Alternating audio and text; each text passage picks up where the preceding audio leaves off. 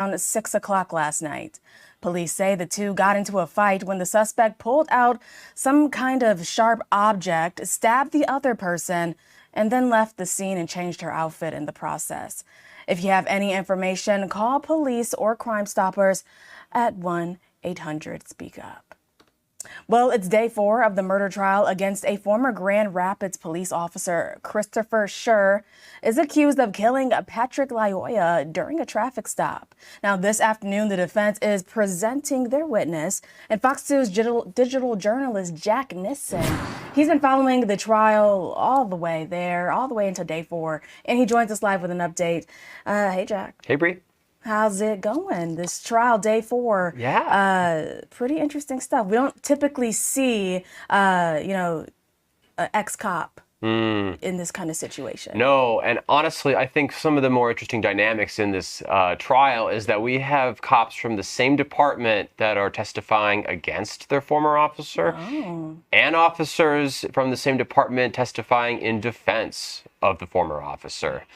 Today has been all defense, though. We've had 3 different witnesses, 2 police captains, and then a 3rd officer. And I actually think as far as defense trial goes, this has been pretty substantial. If you're a juror, you're probably pretty interested in what a lot of these guys have had to say. Mostly what they've had to say, though, is essentially talking about whether Christopher Schur was reasonable in his actions.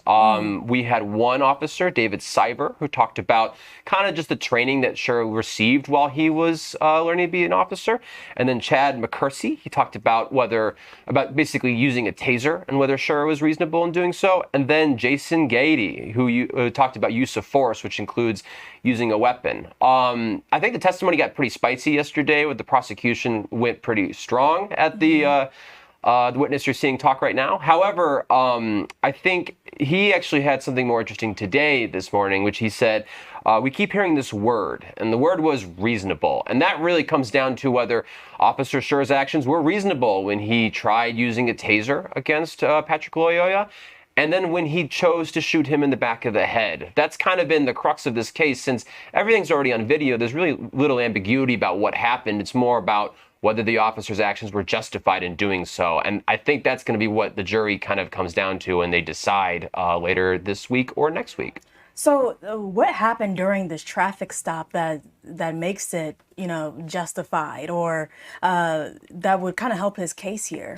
Yeah, so I think the main point is the longer that Patrick Lyoya resists, the more cause that Christopher Schur has to escalate the force that he uses. And he starts off with basically just asking him questions, and then when he sees that Patrick Lyoya isn't obeying what he's saying, he tries grabbing him, and then he chases him and tries tackling him. He kind of uses this sort of, mostly just, I think it's soft forced deployment, basically trying to grapple with them. And then when that doesn't work, according to the officers, the best move next to use is your taser. You deploy your taser and you say you're going to use it. I think he fired both cartridges, and that did not have an effect on Patrick Lyoya, which is sort of leads to our kind of eventual conclusion here, which is he's on top of him. He has Patrick Lyoya face down, but he sounds exhausted and out of breath, and officers in this position are trained that when they fear for their life,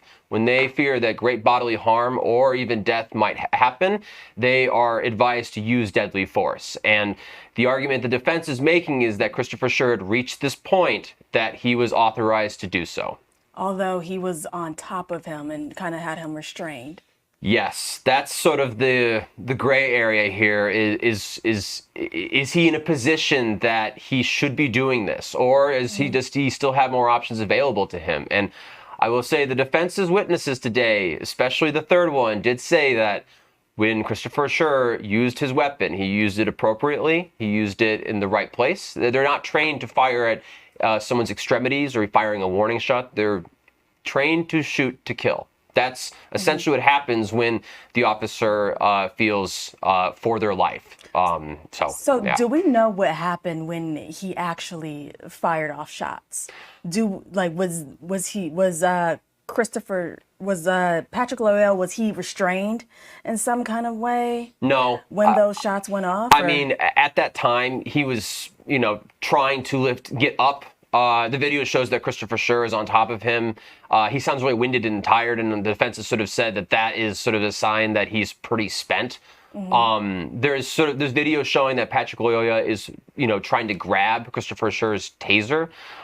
We can't ask Patrick Loyola what his intentions were, but that's sort of a big gap here is what was he planning to do with that? Did he want to use it on the officer? Was he just trying to defend himself? Those are kind of some of the questions that have been asked in the court. And then, of course, at the end, when he does fire shots, he only fires one, and pretty much everything sort of stops at that point. All right. Yeah, I'm kind of seeing the gray area here now. So this is day 4. Yes. And what are we expected to find out today? How's today going to go? Yeah, so I guess when the defense started, they had a list of 40 potential witnesses.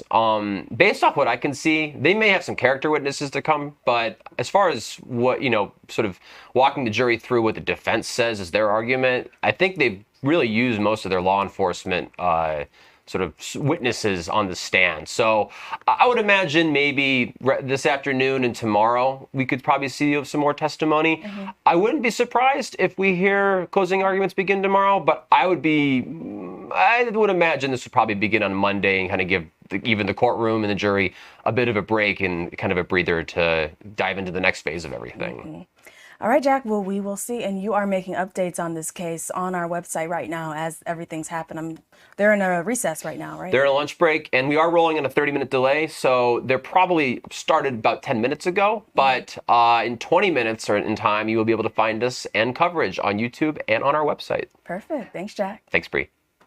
Well, a Northville Township man is accused of using Snapchat to meet up with a 14-year-old girl. 22-year-old Charles Willis was arraigned yesterday on several felony charges, including kidnapping and criminal sexual conduct. Police say he bought a 2-hour Uber ride so he could lure the young girl to his basement on Sunday. Police found the girl walking alone near 7 Mile and Sheldon Roads. Willis is being held on a $1 million cash bond. Well, a Taylor man rushes to rescue a 3-year-old girl after an 80-pound pit bull mix latches onto her and doesn't let go. Banged it in the head. The dog? Yes, as hard as I could. Kaboom, kaboom.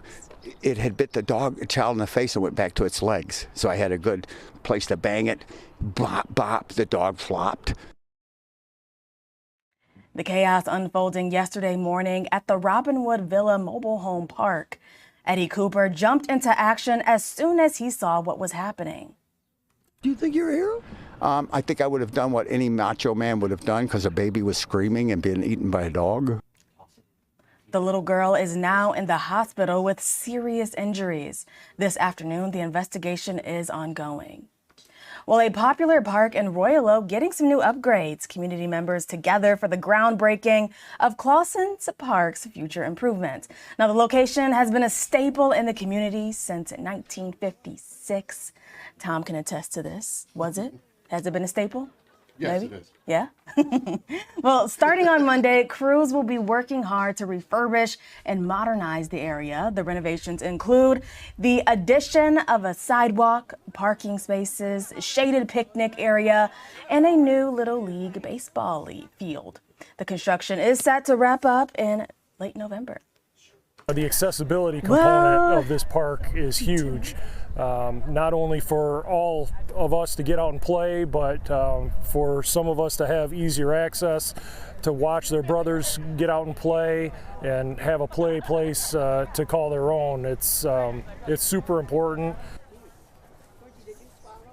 And construction is set to wrap up, and the park is set to be all ready to go for everyone to enjoy by late November, the fall. Don't want to think about fall right now. All right, well, tonight's the night game, 6 against the Knicks. We'll talk with the former head coach, Dwayne Casey, about the Pistons' chances coming up.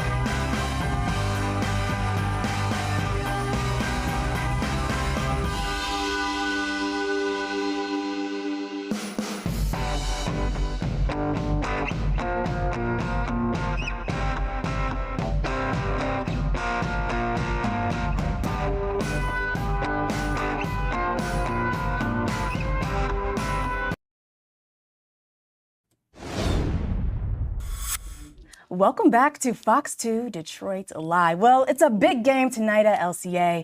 In fact, this is the biggest game in the 8-year history of Little Caesars Arena. The Pistons taking on the Knicks in a must-win Game 6 of the series. And Fox 2's Ryan Armani has a preview.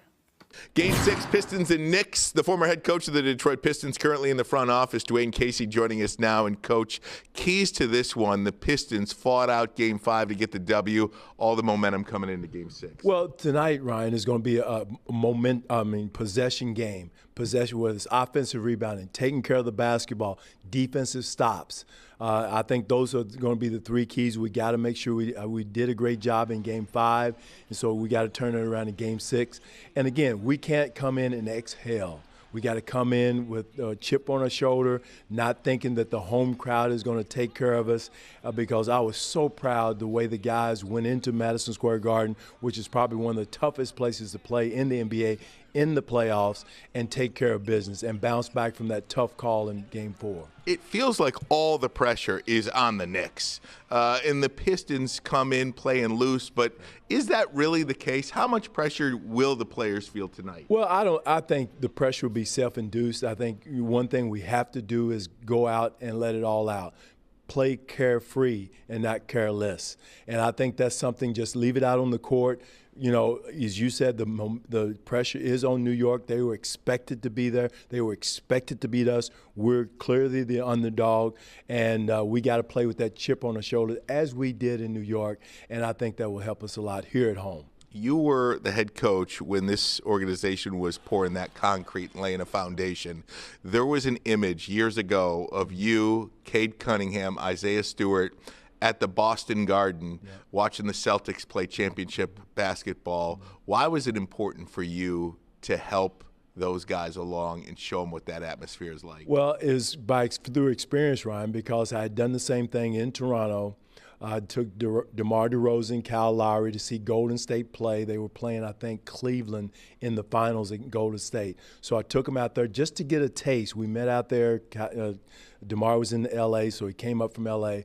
They just to show them, to get them a taste of what a championship atmosphere was like, and to get a feel for it, to the intensity, and did the same thing with Cade and Killian and Isaiah Stewart and Isaiah Livers. We all met up in Boston. Brad Stevens was good enough to help us get tickets there for the game so they could get a taste of the intensity. Totally different than regular season. And hopefully that it was ingrained into Cade, will help him when we get ready to take that next step to get to that championship level and championship game. And Brad may be mad at me because couple more wins and it's Pistons Celtics. Exactly. So but again, that was the motive behind that. We weren't there on vacation. There was a method to the madness to give them a feel. So, and again, I see Cade growing each and every game. Unfortunately, Isaiah's not with us, but Cade is growing. Hopefully that experience will give him a feel, and gave him a feel of that atmosphere, especially on the road. The great Dwayne Casey, thank you so much, sir. Incredible to speak with you. Pistons Knicks, Game 6 tonight. All right, good stuff. I know I'm super excited about it, even though I will not be in the building. I'm still super excited. I can watch it from my phone, make all of my bets too. Derek Hever's here, 1:20 in the afternoon. Derek, are you watching this game? I am going to try. We have a baseball game, the kids. 7-year-old baseball game. Isn't it supposed to rain? It is supposed to rain. That's a very good point. So could we be dealing with a rain out? Possibly. But the game is like right during the Pistons game. So it's going to be hard to, maybe I can catch the end of it. Or maybe the baseball game gets canceled.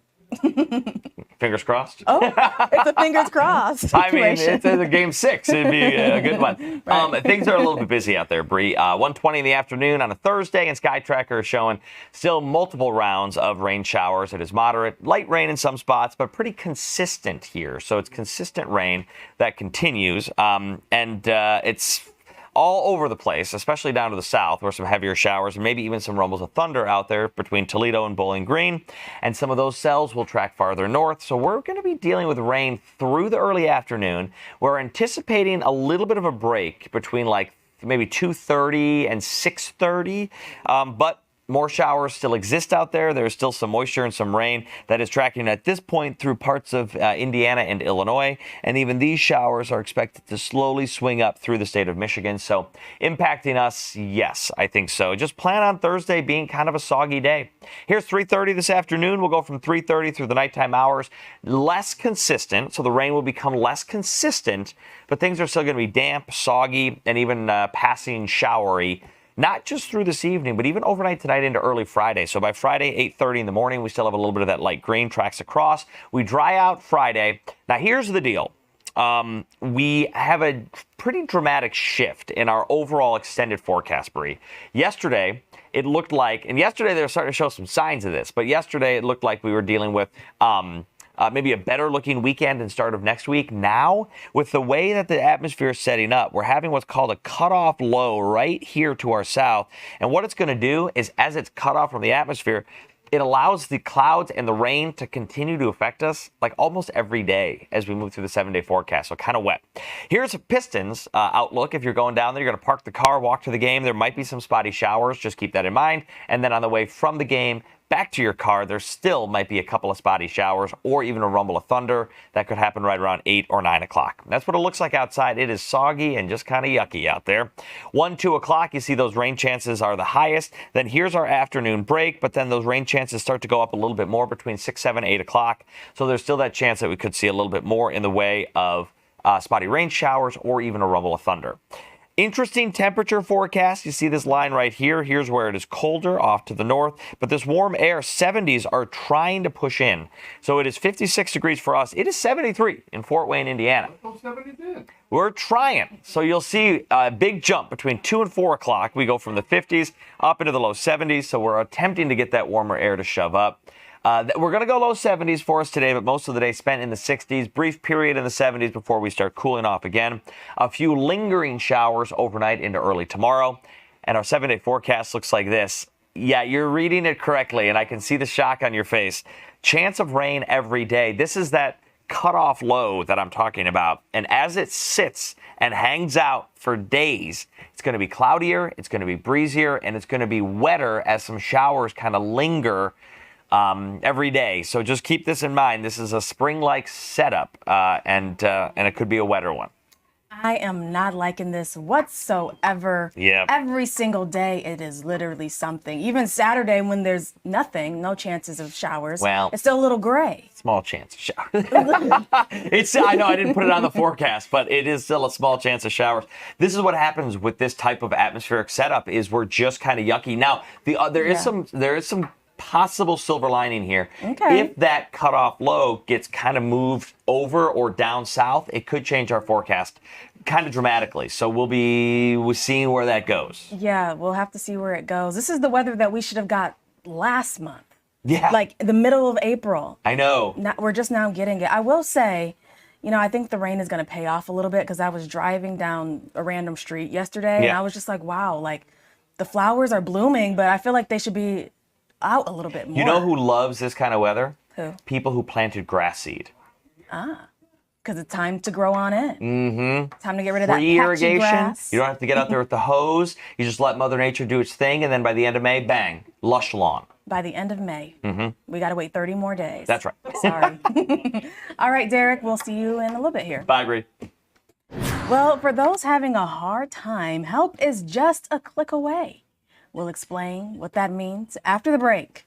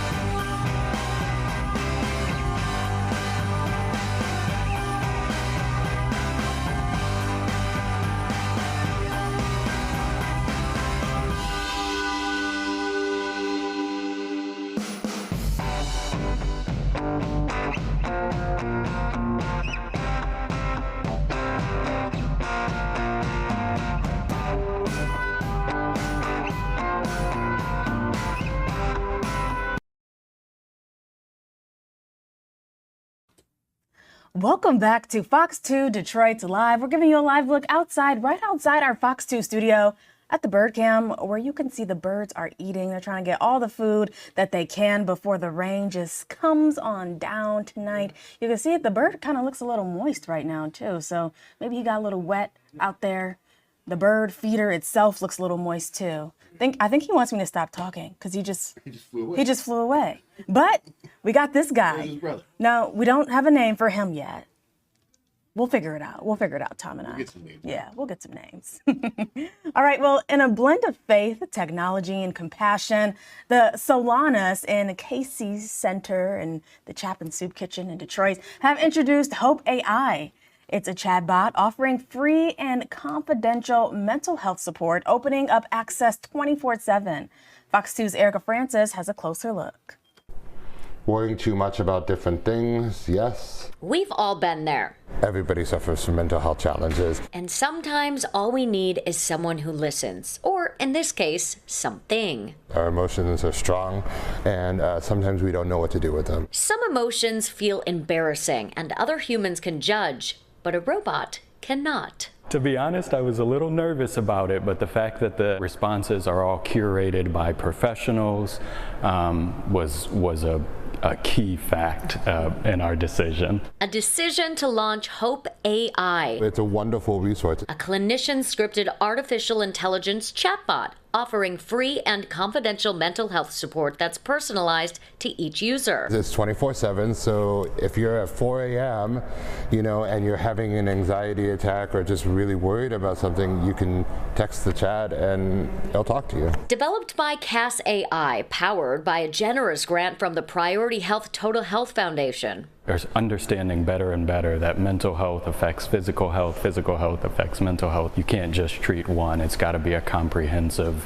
solution for people to live well. Cass, the bot's creator, says Hope AI is proven to reduce anxiety by 18% and depression by 28%. Feeling down or tired or feeling restless or stressed, I'll say stressed. Keep in mind, this is not therapy, but a tool. And it also has like a connection to resources, so if you need to find a food pantry, if you need to find laundry services, other kinds of things, it has that built into it as well. We just rolled it out about a month ago, and so far in the web base we've gotten over 5,000 people that have used it. Hope is there for whenever or wherever you need her, supporting users through stress, anxiety, and depression. To feel welcomed, to feel loved, and to feel supported, that is my goal, is to try to make sure that everybody, regardless of where they are in their life, is they feel loved and supported, and they have that resources that they need.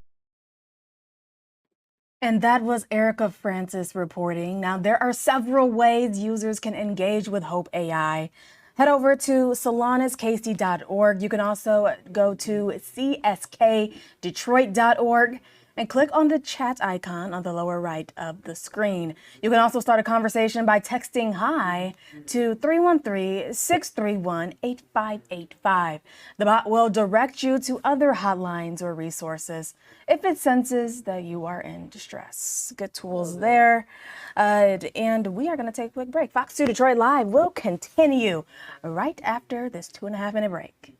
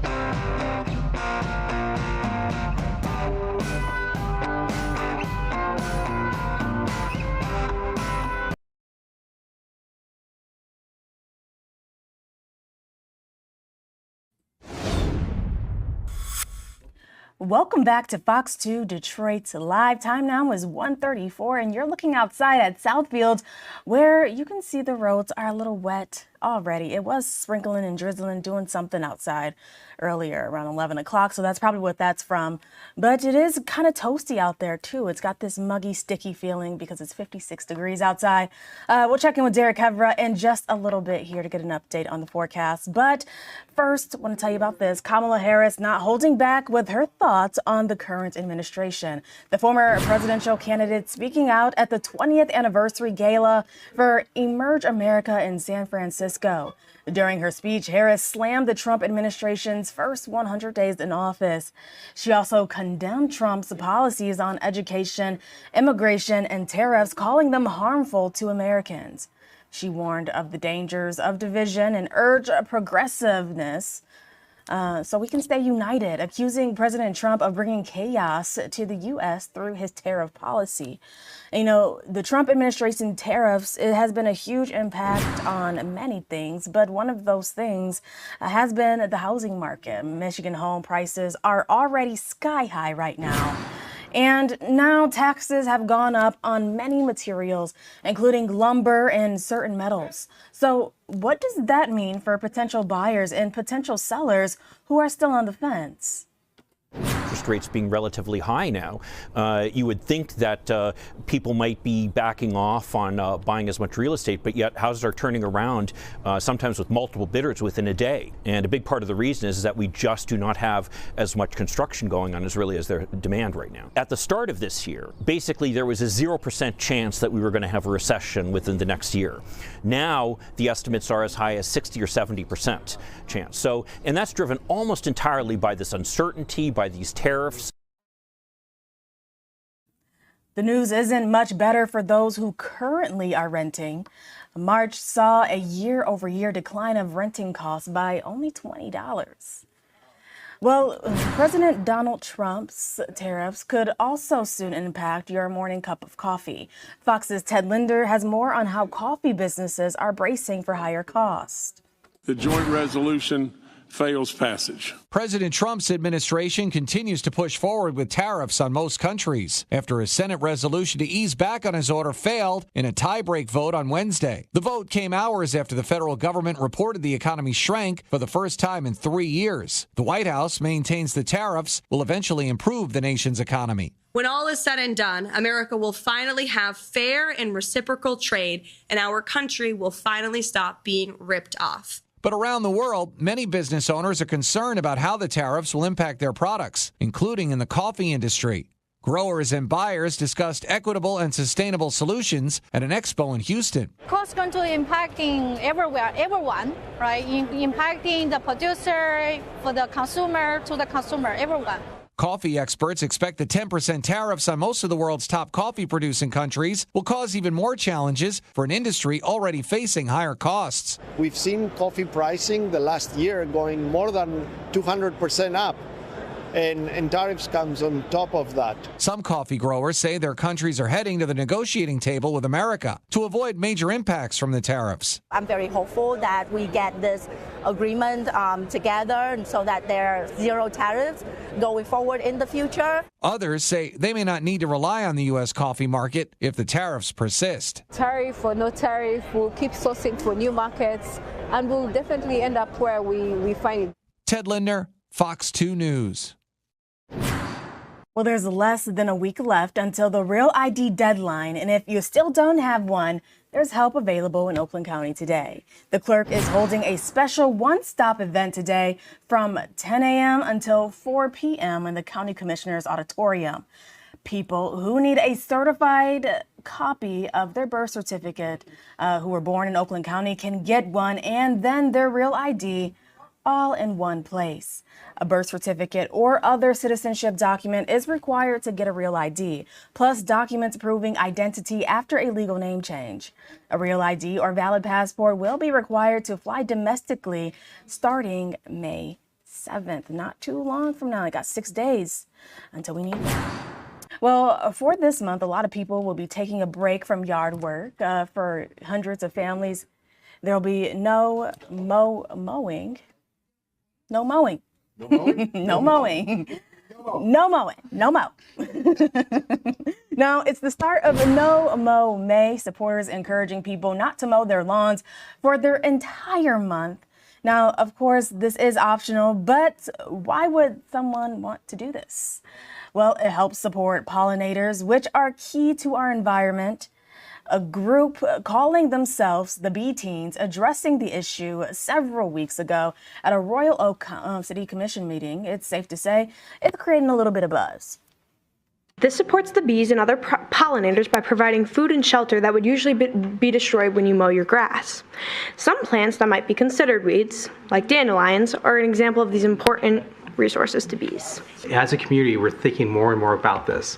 So we think about bees, that leads us to think about monarchs and natural pollinators. So this is, participate, don't participate, but we continue to grow as a community every year that we do this. People can get signs from the city letting everybody know why their grass is getting so long. Royal Oak leaders say the parks will still be maintained. If you have any mow questions, you can head to the City of Royal Oak's website to get your questions answered. And now we want to bring you some mow weather with Derek Kevra. He's here to give us a little bit of an update. These are good puns. I like them. Good job, Bree. Yeah, they're hitting today. I mean, if you've got any mow, go ahead. Say it. I don't got no mow. No mow. Okay.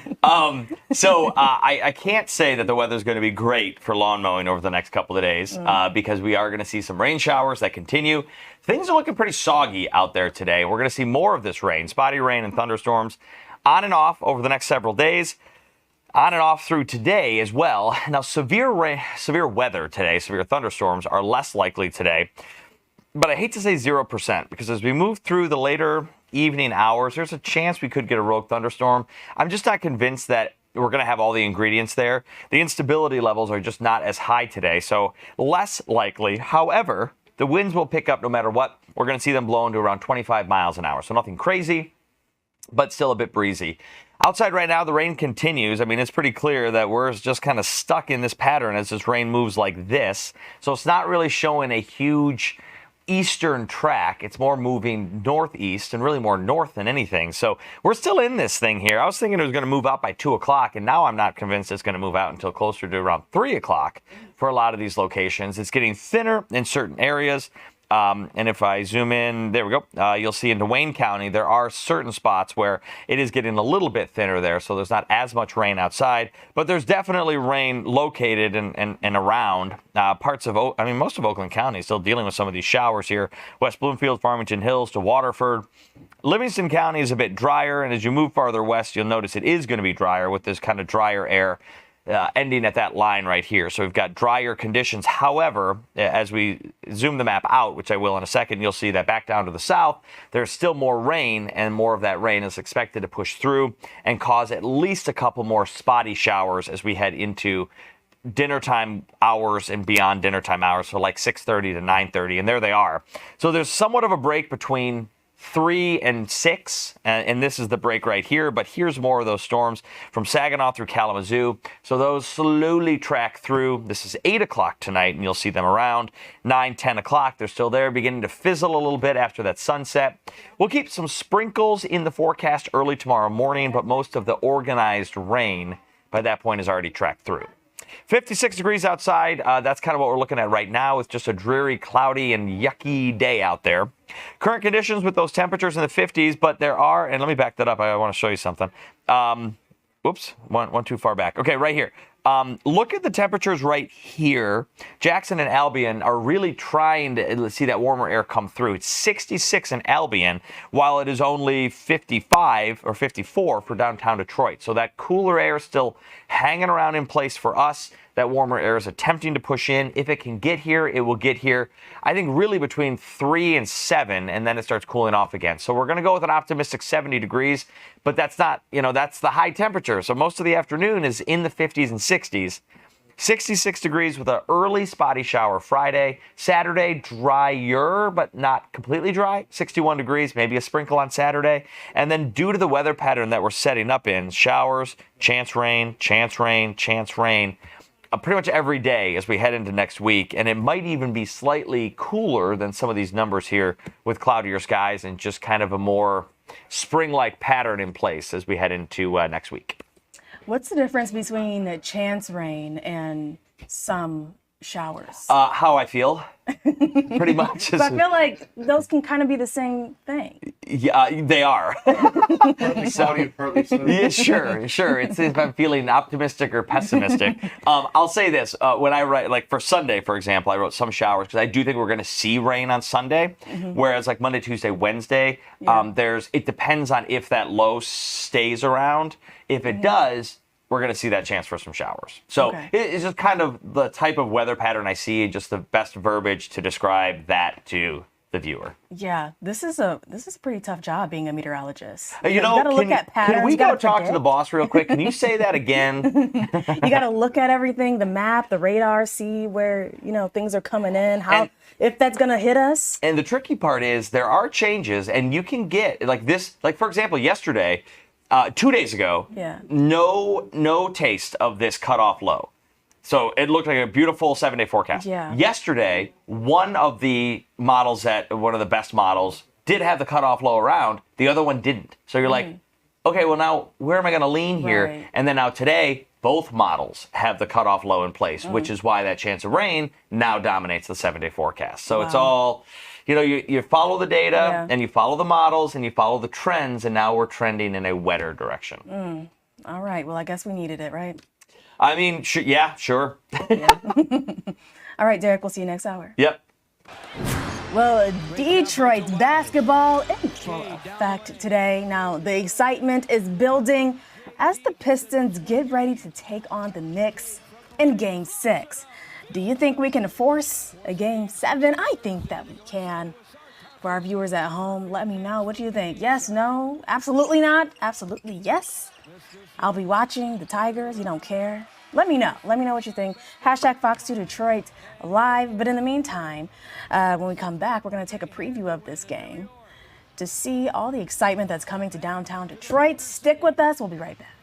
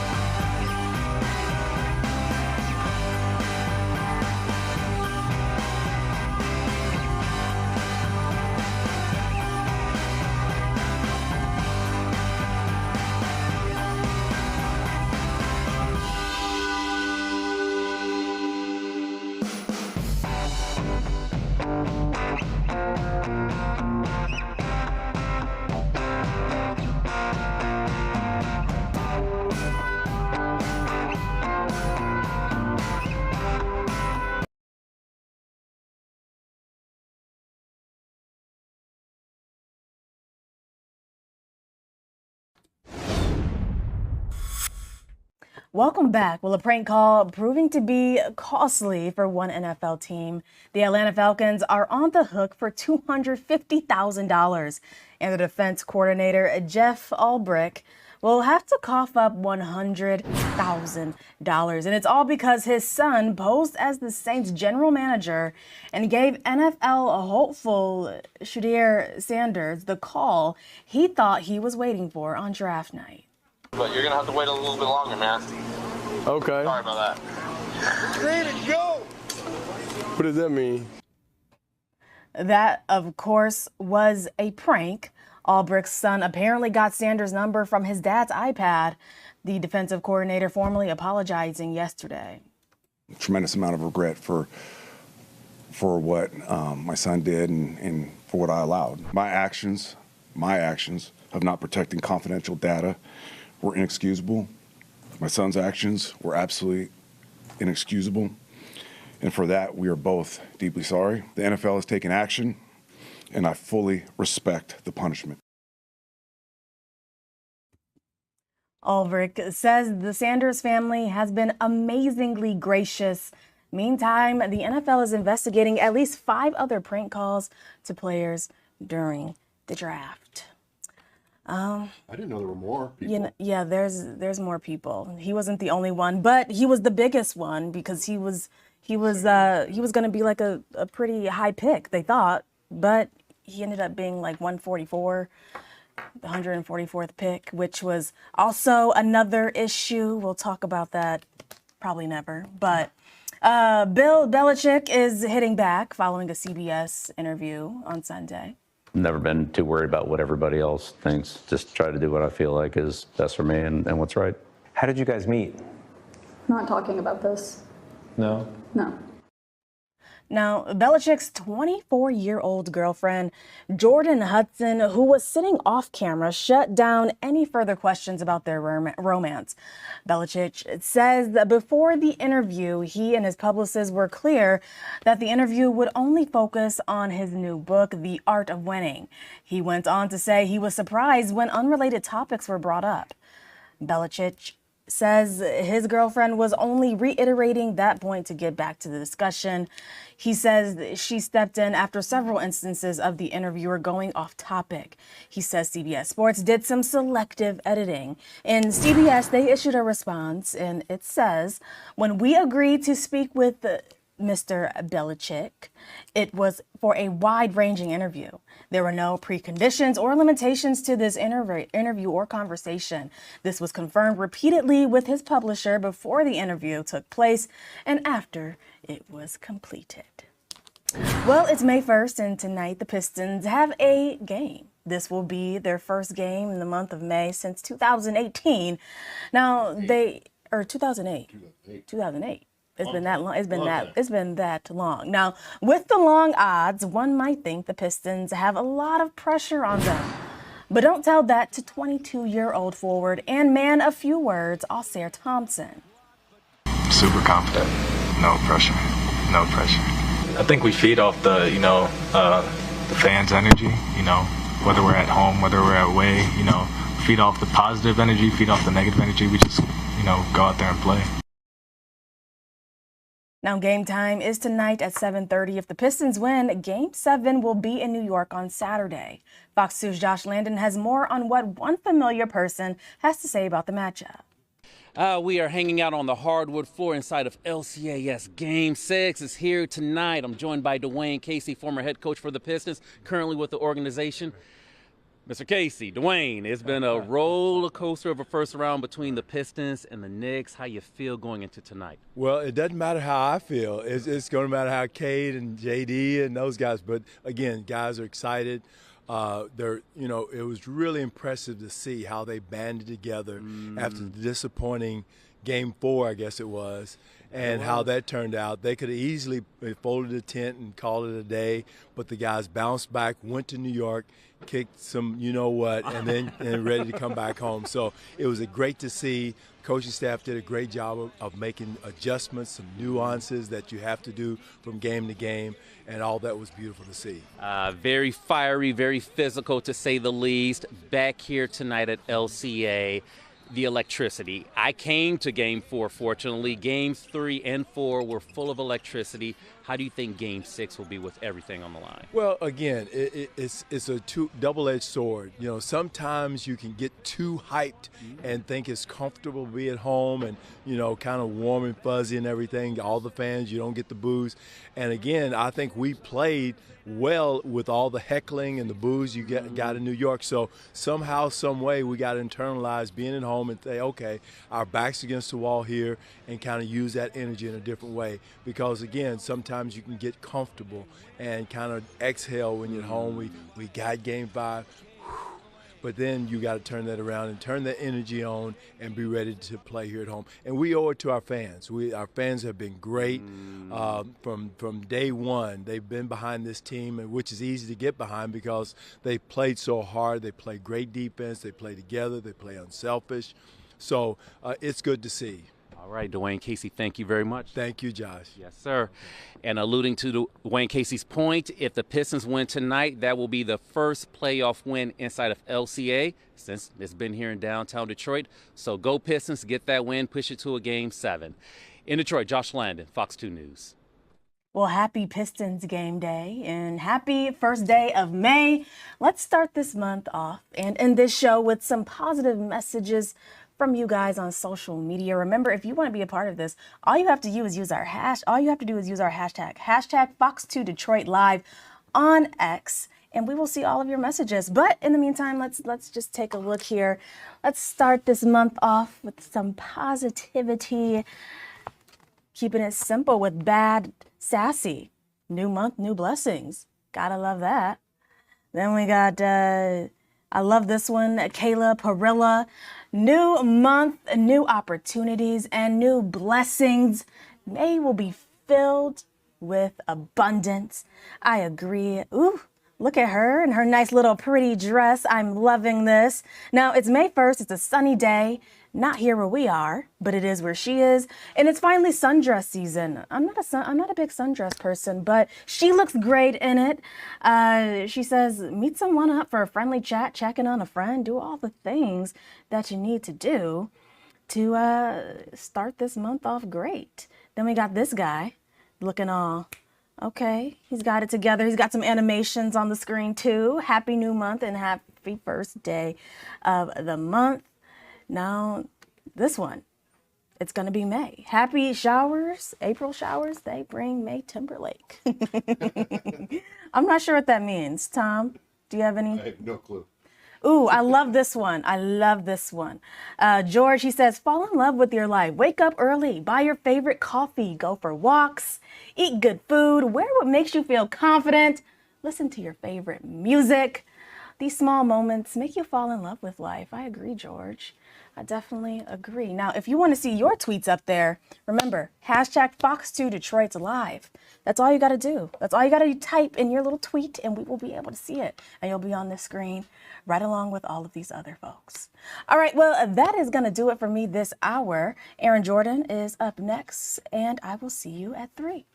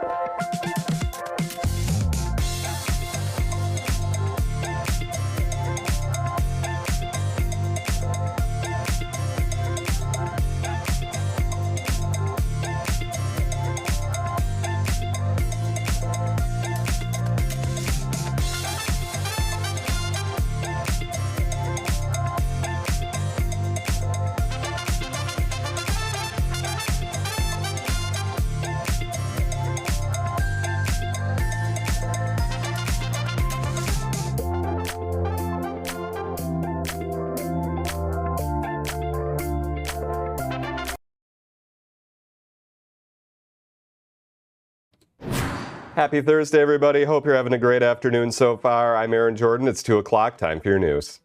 Live from the Fox 2 newsroom, this is Fox 2 Detroit.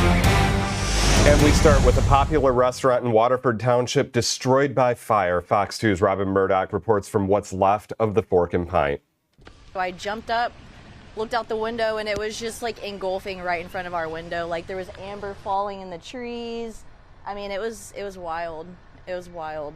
Kelsey Pittman does not just live next to the Fork and Pint restaurant in Waterford. She's been a customer, but like many, she may have eaten there for the last time after a fast-moving fire devoured the business early Thursday morning. The roof was actually caving in while firefighters were inside. Well, they thought they could get inside and get it because the fire was through the roof, so it was vented, but they were met with heavy flames and collapsing structure inside, so that's why they had to back out. According to the fire chief, they first learned about the massive blaze in the 4000 block of Cass Elizabeth Road near Parkway just before 6 in the morning. The Fork and Pint was closed at the time, so thankfully no employees were inside when the fire broke out. I could smell it a little bit from my house at Lockhaven and Greer, and then the closer I got, I could definitely smell the presence of the smoke, not realizing it was going to be this bad. Thursday's rain certainly helped firefighters get a handle on the situation, but the flames had a head start on them. There was nothing that could be done to save the spot known for its food and beer selection. While those who worked at the Fork and Pint try to understand how this could have happened, longtime customers are savoring the memories. Great food, family, friends. It's a historic place in Waterford, and it's sad that it's not going to be here anymore. We have heard so many stories from people in the community about the Fork and Pint. One of the other things that we heard is that during power outages, they would often open up their doors and let people use their walk-in freezers and their walk-in refrigerator. So just another way that they were able to give it back over the years. No injuries reported and no cause yet, but of course, when one is determined, we'll be sure to let you know. Reporting from Waterford, I'm Robin Murdoch, Fox 2 News. And hopefully the community is able to help them out. Disturbing accusations out of Northville Township. A man accused of using Snapchat to meet up with a 14-year-old girl. 22-year-old Charles Willis formally charged yesterday on several felonies, including kidnapping and criminal sexual conduct. Police say he bought a 2-hour Uber ride so he could lure the young girl to his basement. On Sunday, police found the girl walking alone near 7 Mile and Sheldon Roads. Willis is being held on $1 million cash bond. A strip club on Detroit's west side shut down, accused of letting underage people in the establishment. It's evil, and it's evil. And I'm just letting it be known to any adult strip club in the city of Detroit or anywhere else. We will shut you down if you do this. And so to the party promoter, who I won't mention his name, who promoted this birthday party, we're watching you too. The doors to the Sting Gentlemen's Club are locked up and covered with closed signs. This comes after a woman accused it of letting teenagers party inside the establishment last Saturday night. You have to be at least 21 to get inside a strip club. There's nowhere in the world that our children should be in this type of place where alcohol and people can lure them into sex trafficking. It would be permanently shut down if it's up to Chief Bettison, but that's not solely my decision. But this is egregious with what the owner did. Now, we know Detroit police searched the Sting that night. The club has not commented on these accusations. Do you recognize this woman? Detroit needs your help tracking her down. She's accused of stabbing another woman at the Renaissance Center. This happened around 6 last night. Police say the two got into a fight when the suspect pulled out some kind of sharp object and stabbed the other person. She then left the scene and changed her outfit in the process. If you have any information, if you recognize her, please call Crime Stoppers or Detroit Police. Crime Stoppers number is 1-800-SPEAK-UP. 205, the defense continuing its case in the trial of a former Grand Rapids police officer accused of second-degree murder in the death of Patrick Lyoya. The 26-year-old Congolese immigrant was shot in the back of the head following a struggle during a traffic stop. This was back in April of 2022. Investigators say Schur pulled Leoya over for mismatched plates on the car he was driving. There was a struggle. Schur pulled out a taser, which Leoya pushed away. Schur then ended up on top of Leoya, who was chest down on the ground. You could hear Schur telling him to let go of the taser. Schur then drew his gun, put it to the back of Leoya's head, and fired. Yesterday, the prosecution rested its case following testimony from a use of force expert who discussed the taser model and said it would be, quote, unreasonable and excessive for an officer in a similar situation to fire their gun. Later, the defense had its own expert testify, Captain David Siver with the GRPD, who has trained officers in use of force and defensive tactics for more than 2 decades.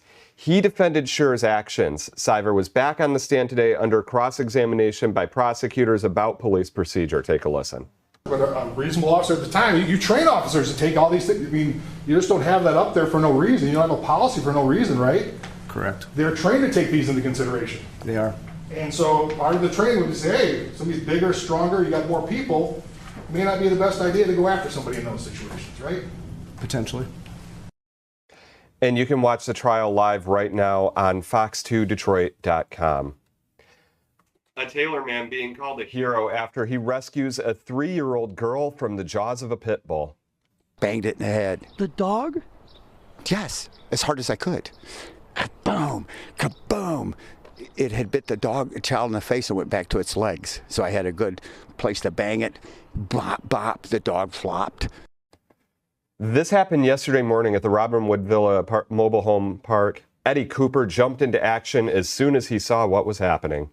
Do you think you're a hero? I think I would have done what any macho man would have done because a baby was screaming and being eaten by a dog. The little girl is now in the hospital with serious injuries. Authorities seized that dog. A Roseville mother desperate for answers as she works to find her missing 17-year-old daughter. She hasn't been seen or heard from since Easter Sunday. Fox 2's Scott Walchuk with this story. Every day that she's not found, not having any leads, I'm literally losing my mind, and I have no idea what to do. A mother at a loss and asking for your help. Have you seen 17-year-old Selena Fleenor from Roseville? Her mom says she ran away from home early Easter morning. This is 10 days.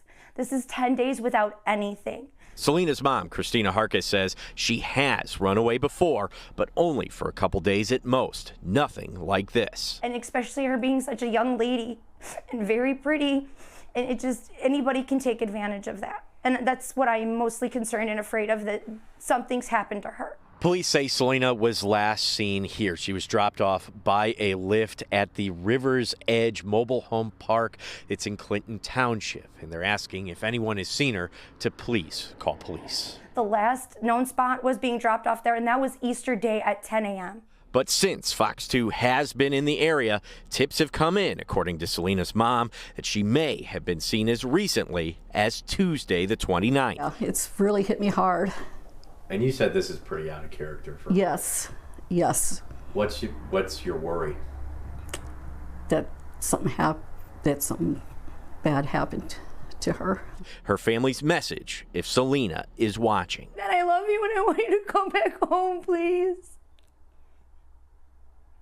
Just come home, call somebody, I don't care, just please come home. In Roseville, Scott Walchuk, Fox 2 News. 2:09 right now. Berkeley canceling its spring festival this year. The city announcing the decision on social media today.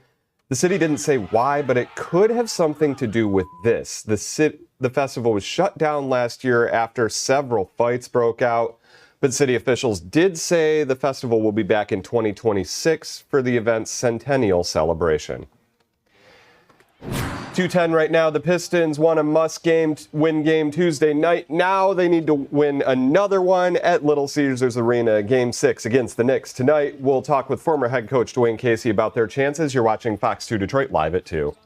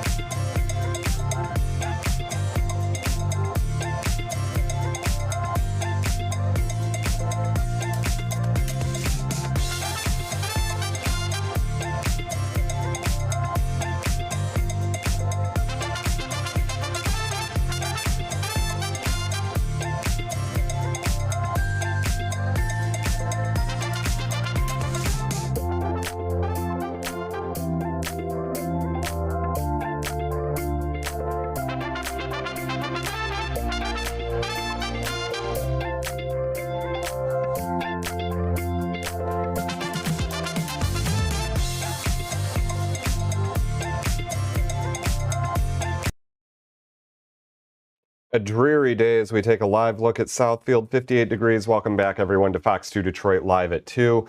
A popular park in Royal Oak getting some upgrades. Community members together for the groundbreaking of Clawson Park's improvements. It's been a staple since 1956. Starting Monday, crews will be working hard to refurbish and modernize the area. That includes adding a new sidewalk, parking spaces, a shaded picnic area, and a new Little League baseball field. The accessibility component of this park is huge, not only for all of us to get out and play, but for some of us to have easier access to watch their brothers get out and play and have a play place to call their own. It's super important. Work's supposed to be done in late November. Well, I don't know if it's the long week or the dreary day. A little bit slap happy here today. Meteorologist Eric Kever. Take us behind the scenes a little bit. During the break, we were having a conversation about snapping fingers. Well, it started Tom. with the Three Stooges, right? That's where that's from. Started with the Three Stooges. I was trying to do it way too fast right and there. And then Aaron started doing it. I snap with my index finger. Show the camera, though. Show the camera. Oh, yep, there we go. That's my middle finger, and then I can snap with my index finger as well. I mean, do you see how he's doing this? And then we started talking. We said, "Can you do 1, 2 I was real quick?" Trying to snap it real fast, do 1, both. 2. I couldn't do that. Yeah, I don't know. Yeah, it's a real guy. This was a real guy 100%. Conversation. It's like, hey, can we what dumb thing can you do? Oh, look at the dumb thing I can do. You want to see a dumb thing I can do? Yeah, show me. Absolutely. Yeah, that's right. That's what it was. All right. Break from that. Yes. Okay, we'll get to the rain because we are dealing with some rain showers outside. Let's show you Sky Tracker, where things are still showing up to be a little bit on the wetter side for sure, and it is still wet. We're seeing some of those wetter conditions last from Sterling Heights through areas up through Oakland County and then into Macomb County and St. Clair as well. Now, zooming the map down to the south, you'll see some heavier rain now moving over the western part of Lake Erie, so things are getting damper there. These rain showers are pesky and holding on a little bit as these are slowly traveling west to east. Now, there are still a few rain showers down here that are moving through and could continue to track into Michigan as we move through the next several hours. Now, we'll get a break, I think, between 3:30 and 6:30, but not completely rain-free. Even as we move overnight, there's still a chance for a lingering shower, but the heavier consistent rain does come to an end near 3 o'clock, and then a break till 6:30, 7 o'clock, and then spotty rain showers that will take us through the remainder of the day. And then the unfortunate thing here, Aaron, is, and through the weekend, we're unfortunately entering what appears to be a cutoff low pressure system. And what that is, it's a low pressure system that is essentially cut off from the atmosphere, meaning it's not moving, meaning nothing's pushing it, pulling it, which means if you're under it or affected by it, you will continue to be affected by it for several days. That's us as we move through the 7-day forecast. Now, as far as today goes, for that Pistons game, Knicks in town, taking on the Pistons in Game 6. It should be spotty rain. I think the threat of a thunderstorm is dropping, but it is still pretty soggy outside. You see those rain chances falling off after 3 o'clock, going back up near 8, 9. So there's your break between 3:30 and 6:30, only to see the rain kind of come back in a smaller fashion. Okay, temperature-wise, the warm front is lifting into southern Michigan as expected. But it is not quite here yet in southeast Michigan. But you notice Lansing was at 66 mild degrees. We're still at 58. We do think we're going to get into the 60s, perhaps briefly touching 70 with these rounds of rain and maybe even a rogue thunderstorm continuing. 54 out there for tonight. A couple of sprinkles linger.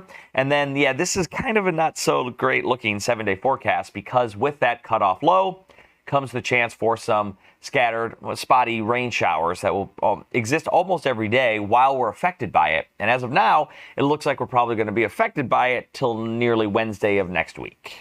A lot more time to practice our finger snapping inside by the looks of that forecast. I was kind of eyeing those days to maybe golf, but it might be more like video games, that sort of thing inside instead. I don't think you're acknowledging that I'm kind of getting the double snap here. I'm impressed. I'm very impressed. It's kind of hard to make noise with both fingers. Yeah, it is. Yeah, now my hand's getting tired. I'm going to practice it. We're going to get this down, Aaron. Absolutely. You and me. We'll try it for the next time. Thank you, Derek. Well, maybe not a lot of finger snapping, but hopefully a lot of hand clapping at Little Caesars Arena tonight. Possibly the biggest game since the arena opened nearly 8 years ago. The Pistons taking on the Knicks in a must-win Game 6 of the series. Fox 2's Ryan Armani has a preview.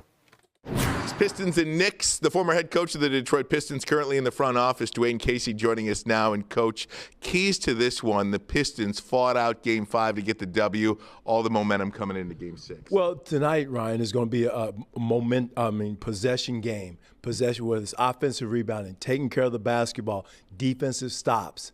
I think those are going to be the three keys. We got to make sure we did a great job in Game 5, and so we got to turn it around in Game 6. And again, we can't come in and exhale.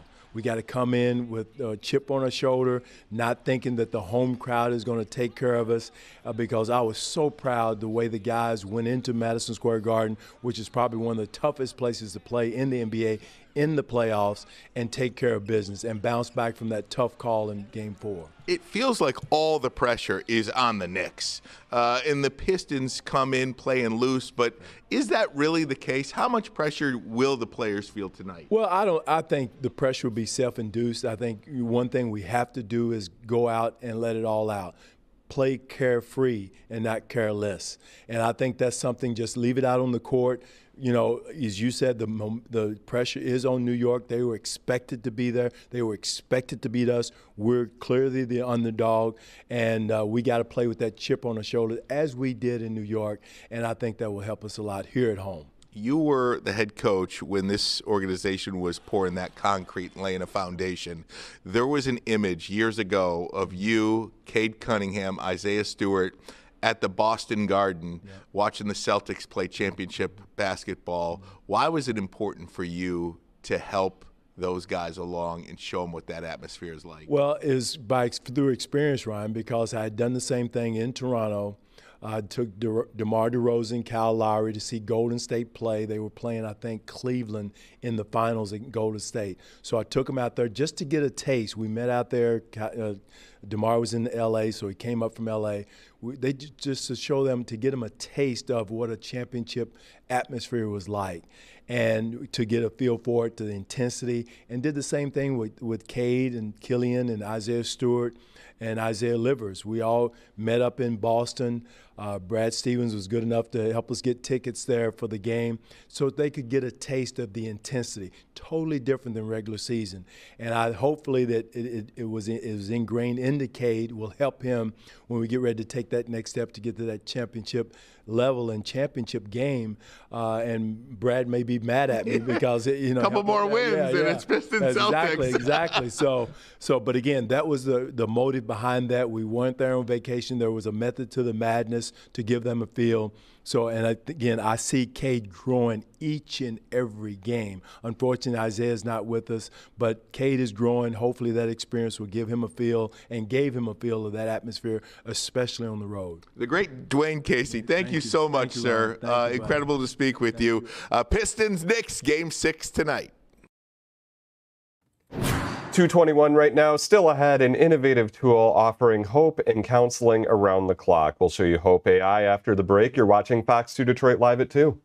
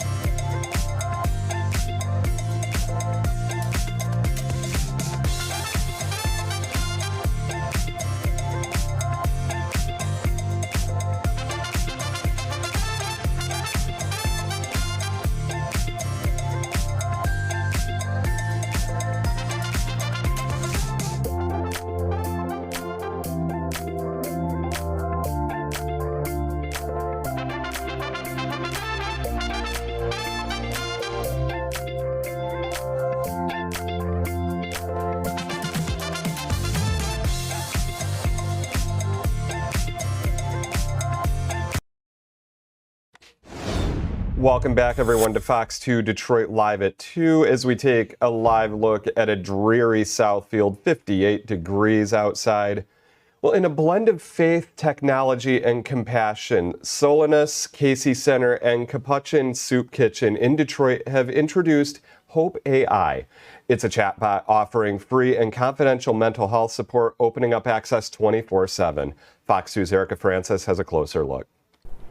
Worrying too much about different things, yes. We've all been there. Everybody suffers from mental health challenges. And sometimes all we need is someone who listens, or in this case, something. Our emotions are strong, and sometimes we don't know what to do with them. Some emotions feel embarrassing, and other humans can judge, but a robot cannot. To be honest, I was a little nervous about it, but the fact that the responses are all curated by professionals was a key fact in our decision. A decision to launch Hope AI. It's a wonderful resource. A clinician-scripted artificial intelligence chatbot offering free and confidential mental health support that's personalized to each user. It's 24/7, so if you're at 4 a.m., and you're having an anxiety attack or just really worried about something, you can text the chat and it'll talk to you. Developed by Cass AI, powered by a generous grant from the Priority Health Total Health Foundation. There's understanding better and better that mental health affects physical health affects mental health. You can't just treat one. It's got to be a comprehensive solution for people to live well. Cass, the bot's creator, says Hope AI is proven to reduce anxiety by 18% and depression by 28%. Feeling down or tired or feeling restless or stressed, I'll say stressed. Keep in mind, this is not therapy, but a tool. And it also has like a connection to resources, so if you need to find a food pantry, if you need to find laundry services, other kinds of things, it has that built into it as well. We just rolled it out about a month ago, and so far in the web base, we've gotten over 5,000 people that have used it. Hope is there for whenever or wherever you need her, supporting users through stress, anxiety, and depression. To feel welcomed, to feel loved, and to feel supported, that is my goal, is to try to make sure that everybody, regardless of where they are in their life, is they feel loved and supported, and they have the resources that they need.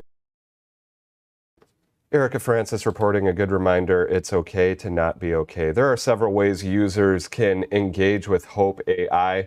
Head to solanuskc.org. You can also go to cskdetroit.org and click on the chat icon on the lower right of the screen. You can also start a conversation by texting HI to 313-631-8585. That number's on your screen as well. The bot will direct you to other hotlines or resources. If it senses you are in distress, again, reach out. You are never alone. Well, that's Fox 2 Detroit Live at 2. Jay Towers is up next. Bree's back in it with Live at 3. Have a great day, everyone.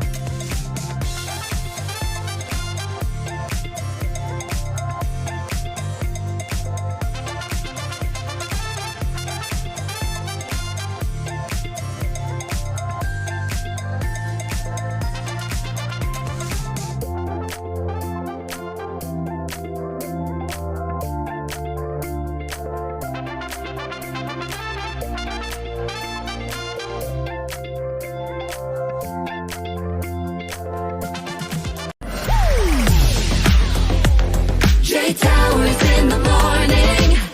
100.3 WNIC. I meant to tell you this the other day. Monday, I had a meeting. I'm working on this project. Oh. You always are. But this is different. This is the project I told you that I filmed. Remember the project? Yeah. Oh, yeah. The non-disclosure agreement project? Yeah. Okay. So I'm working on this project, and a potential person involved in the project came into town for something unrelated. Okay. And wanted to meet up and talk about the project, and could not find the time in this 3-day span to do this. He had to turn in his rental car and catch a flight at 7 p.m. on Monday. Okay. So the only window of time he had was to meet at 5 o'clock. 5 p.m. 5 p.m. on the way to the airport. So I'm like, okay, we could meet at the Fox 2, Jay Towers in the Morning studio compound. Right. Because you're right next to the Southfield Freeway. Mm-hmm. You'll be able to jump right on, and you're like, as long as there's no accidents or anything, you're like 25 minutes to the airport. Yeah. It made sense. Right. So I did whatever that day. Like, had a normal day, never went home, in other words. I went to the iHeart building, just had a long day. Oh, Had a okay. long day and stayed all day, worked on stuff here. But, we get here at 3:30 in the morning. So, It's a long day. It's Left a long and day. came back here. Left and came back here, did other stuff. So, come back here. So, it's very tough, as you both know. Security at Fox 2 is really tight, as it should be. It should be tight anywhere. It's a television station's news, it's opinions, it's all that Yeah. stuff. So, you have to really have your stuff together when you have a guest come in. So, I said, I have a guest coming in.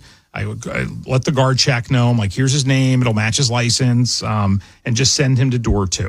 There's a big problem in this building with door 2. Yeah. It is not marked. The door No 2, one can ever find it. The door 2 sign is on the building, and it is the size of this iPhone. So, Right. no one can ever see door 2. It's literally on the size of a Post-it note. Who's ever going to see that? I might ask Greg if we can put up a sign outside. Greg Why will not? let It's a us. brick wall. Yeah. Let us put up a sign. We'll do it ourselves. But anyway, so door 2, and then the other thing is the phone in here doesn't ring because it's a studio. So I basically pace around when it's time for, and Chelsea does too, when it's time for a guest to get here, we have to hope security will somehow get a hold of us to let us know. We have to hope the person finds the right door. Right. So long story short, I get a phone call. For some weird reason, I'm in the studio, and that phone over there is blinking, and I've never seen it blink. But it was, which means it was Weird. ringing. Yeah. We knew that worked.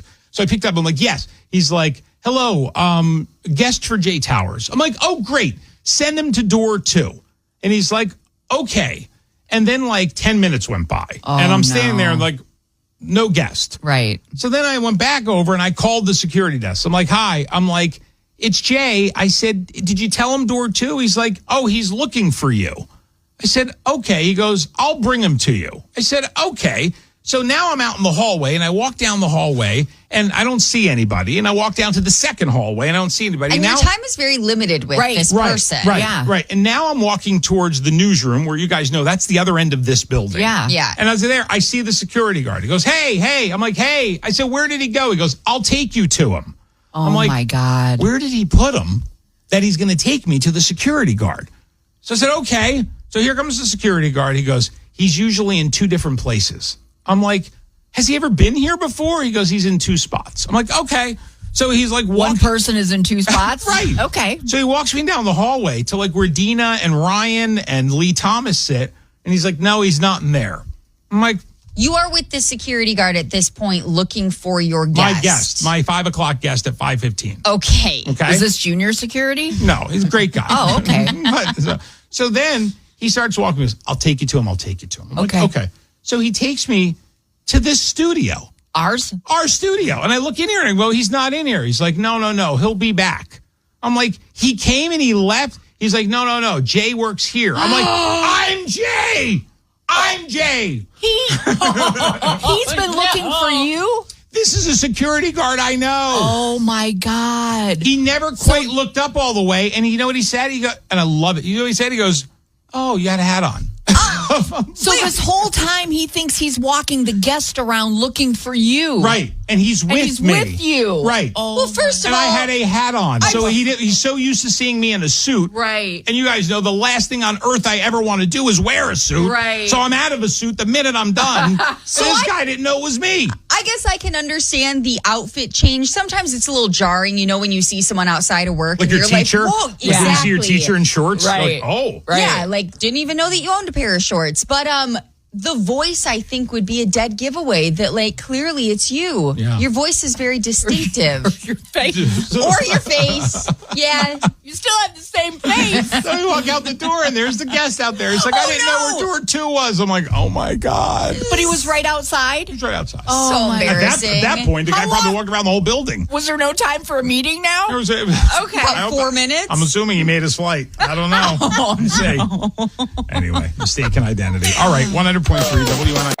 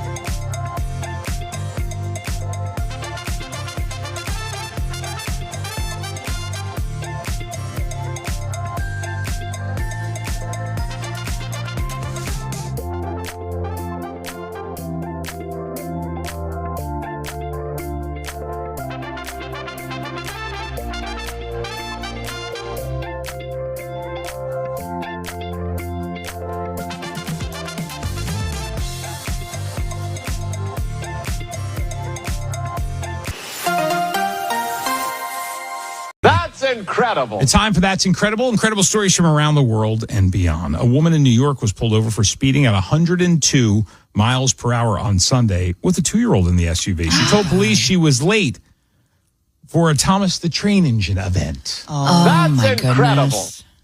Okay, well, I see where that would be a problem. Yeah, you don't want to go into a Thomas the Train event late. It's really embarrassing. It is. Right. Yeah. But 102 might be a bit much.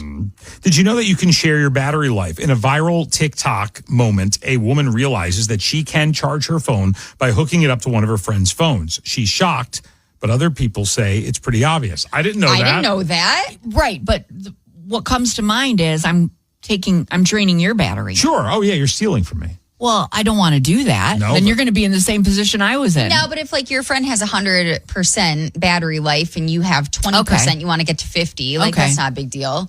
How about an 18-wheeler hauling millions of dimes overturned on a highway in Texas, scattering dimes everywhere? First time we've ever seen that happen. I just saw a truck flipped over. That's a lot of dimes. That many dimes is, well, that's mind-boggling. I almost came out here with a bucket so I could fill it up with some dimes. No, you can't do that. Yeah, no, that's stealing. I'm more I have more questions about why an 18-wheeler was hauling dimes. Right. Where's it going? Why?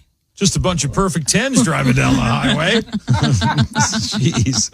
I like the lady that goes, we've never seen anything like this before. Well, who has? No, I don't think there's ever been a semi-truck of dimes to overturn. Never, Ever. A Florida woman survived a close encounter with a bear while walking her dog. She ended up smacking it in the head with a bag of cookies and was able to scare it away. Looking for the bird in the tree, and then I see a black thing come at my leg, and I thought it was an off-leash dog at first.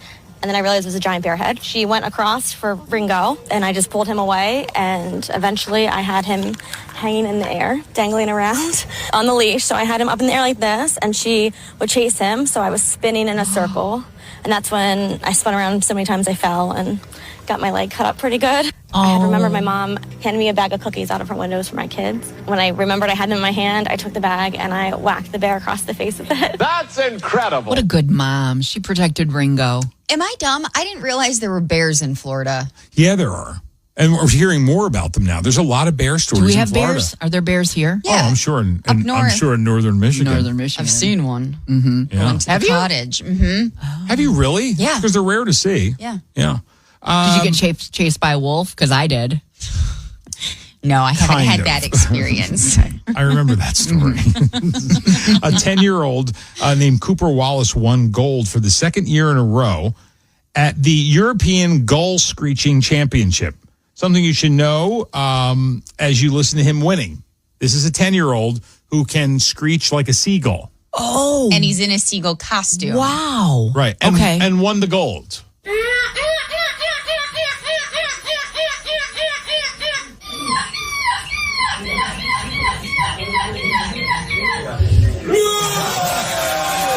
It's gonna be May. Yeah, sure is. I don't know that that's a skill that you need. We don't really even like it when the seagulls do it. You don't, but it sounded exactly like it. Finally today, it's a Michigan story. A Michigan State Police trooper found $5,000 in lost cash on the road.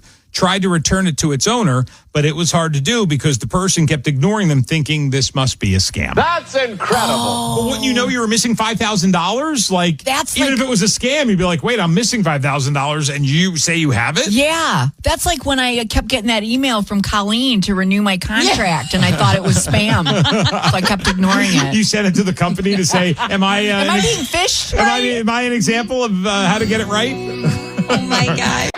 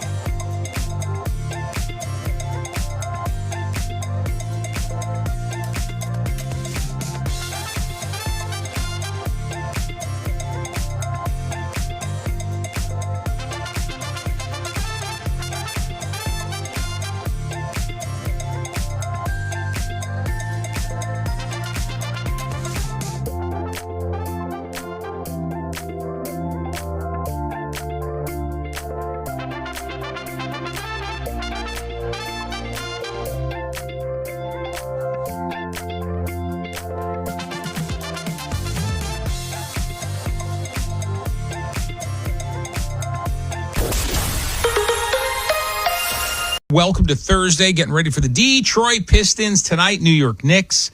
We could tie things up tonight. How great would that be? Oh, it'd be so cool. So good. I mean, that would be the greatest. Right, because then the alternative is go on to win it. Right. We'll see. But hey, you get that home court advantage. All of our crazy fans in your face, so look out. It's time for Crazy Lines. We do Crazy Lines every Thursday. We go around the room and tell you something about ourselves that make us a little different or not right in the head. You probably have little quirky things like that too in your life. So we always love to hear about that. On our iHeartRadio app, you can use the talkback button. You know that? That's really cool. Right on the app, you have like a preset for WNIC, a preset for our podcast, and you use the talkback button and tell us your crazy lines, and we'll play it on the air. All right, that said, here we go. Lately, I refuse to use the Outlook calendar on my phone. Okay. For two reasons. Okay. I don't like to advertise when I have free time because it's rare. Right. And, people will put stuff in there for you. Oh, I didn't know that. Oh, with our company, sure. I see you're open from 2 to 4. No, are people from our company really looking at our calendars? Yeah, they are. Sure. Oh. That's how they figure out if you're available or not. You don't know what I'm writing down on my personal calendar. Not your Outlook calendar. Your Outlook one. I write all my stuff on my hanging on the wall in the kitchen calendar. There you go. And I write everything in my written, planner. Yeah. So lately, I used to cross things out. Now I've been using the whiteout. You ever see the whiteout? The tape. The tape? Yeah. I whiteout tape everything. It's like having a new planner. I'm obsessed with the whiteout tape. I think it's kind of dangerous for you to have that because I think you enjoy using it too much. You're an office supplies guy. Oh, Yeah, so much. I love office supplies. He's going to be writing things down that he knows is never going to happen just so he can white it out. Yeah. Oh. Well, you know what they do? Jay, when are you available for appointment? The client has these 7 days. I'm like, okay, well, I put hold. Right. Then I got the word hold on all these days, and the cross out drives me nuts. So I'm never getting those emails, so I would like to extend the invitation to our people that I am available. My calendar is free. Chelsea, empty. You can keep saying it, Chelsea, but good luck to you. Go ahead, All right. Allison. Actually, you reminded me of something. Yeah. So I will go off of yours. I also don't like the cross out. So at the beginning of a new year, I'll go buy new journals and notebooks and things like that to start fresh with everything. Right. If something happens to make me do a cross out, it will drive me crazy. So I'll rip the page out because I don't even want it there. And then then it bothers me that a page is ripped out and a brand new book that probably costs $19, a brand new book of empty pages, goes in the garbage. Oh my God. All from a simple cross out because everything. And honestly, I think the whiteout tape would drive me crazy too. Really? I don't know. You don't see it. She couldn't handle the whiteout tape. Yeah. So There's no I mean, way. I will just throw away an entire book if like some stuff that I wrote has to get crossed out or it's not valid because then even ripping the page out will bother me. Can you take it to the Salvation Army or something? Because someone would really like that. No, if it's not written in. Nobody wants her just crossed out book. Give him a new book. Well, I did rip the page out. She ripped the page out. The rest is blank. I will write that in my new book to do that. Enjoy this 80-page notebook. It has 72 pages in it. Chelsea? Oh my gosh. So I'm doing this weird thing with dinner where like sometimes I eat dinner at a normal time. Sometimes I have a snack at like 4:00 and I'm like, that's going to hold me over for the night. Like I don't need anything heavy after that. Like I had a decent lunch. And then next thing you know, about 10 minutes before I'm going to go to bed, I want this full-blown dinner because I'm so hungry I can barely take it. Why don't you just have dinner at 5:00 every night like a normal person? Yeah, right. It's crazy. Learn your lesson. Yeah. Yeah. And that's how you gain weight, people. Don't eat right before bed. Yeah, I do love eating right before bed, though. A little snack helps you to is one sleep. thing, but like a full meal is not. I had to stop buying, this isn't my crazy lines because we're done with that now. I did have to stop buying one little indulging thing that old Jay is doing that like I never did in my whole life. Okay. You know, at Kroger, in the ice cream section, you ever see there's their little Haagen-Dazs ice creams. They're only like this big. Yeah. They're like this big. Yeah, and it has the little plastic spoon. Yeah. I mean, it literally is 2 spoons of ice cream. Right. Haagen-Dazs vanilla ice cream with chocolate chips in it. Ooh. I was getting into a habit where I was eating one every night before bed, and you can't. I had to stop. At the store, I was like, "You got to get your ice cream." I'm like, "No," because if it's there, I'm going to eat it. I've never been that guy. Now I'm that guy. I'm the old guy that eats ice cream before bed guy. At least it's the little one. It is the little one. It's 2 bites. Doesn't matter. It still adds up to a lot of ice cream. It's a lot of dairy. That's a lot. Yeah. And I got to tell you, dairy lately to me, Not spent good. a lot of time in that bathroom. All right, 100.3.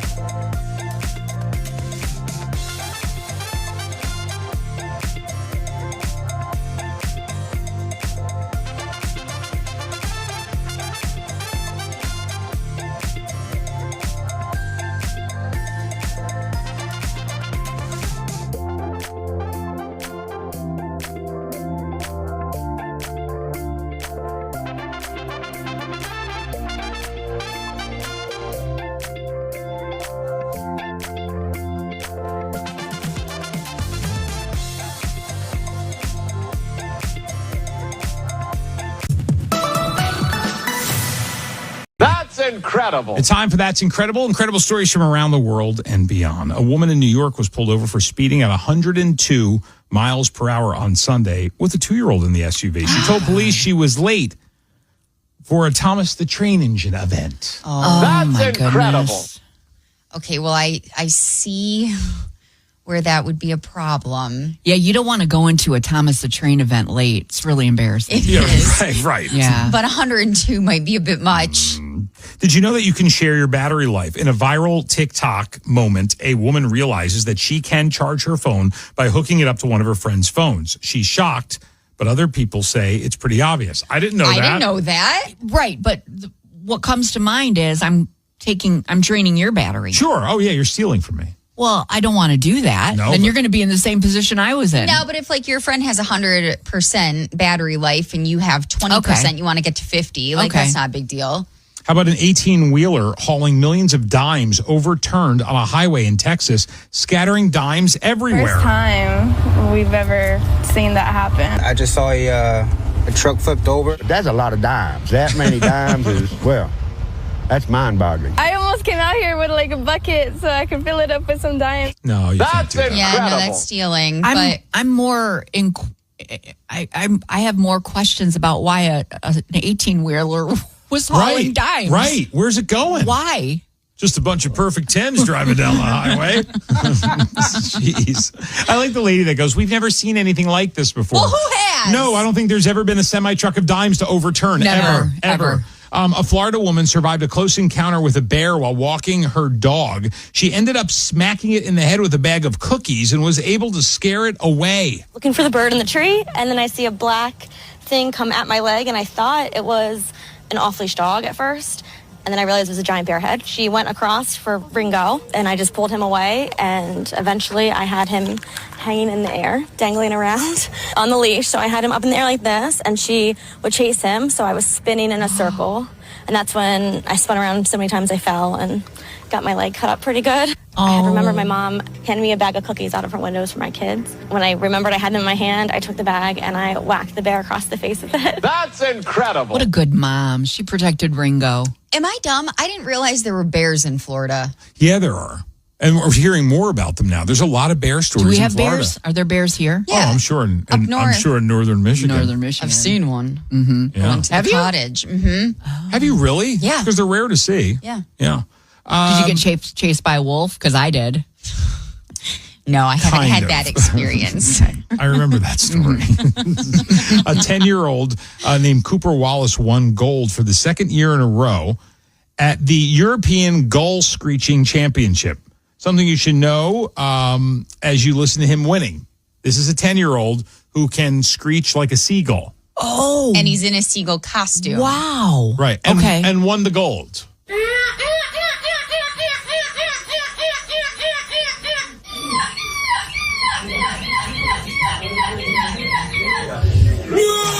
It's gonna be May. Yeah, sure is. I don't know that that's a skill that you need. We don't really even like it when the seagulls do it. You don't, but it sounded exactly like it. Finally today, it's a Michigan story. A Michigan State Police trooper found $5,000 in lost cash on the road. Tried to return it to its owner, but it was hard to do because the person kept ignoring them, thinking this must be a scam. That's incredible. But wouldn't you know you were missing $5,000? Like, That's even like- if it was a scam, you'd be like, wait, I'm missing $5,000, and you say you have it? Yeah. That's like when I kept getting that email from Colleen to renew my contract, and I thought it was spam. So I kept ignoring it. You sent it to the company to say, am I being fished? Am I an example of how to get it right? Oh, my God.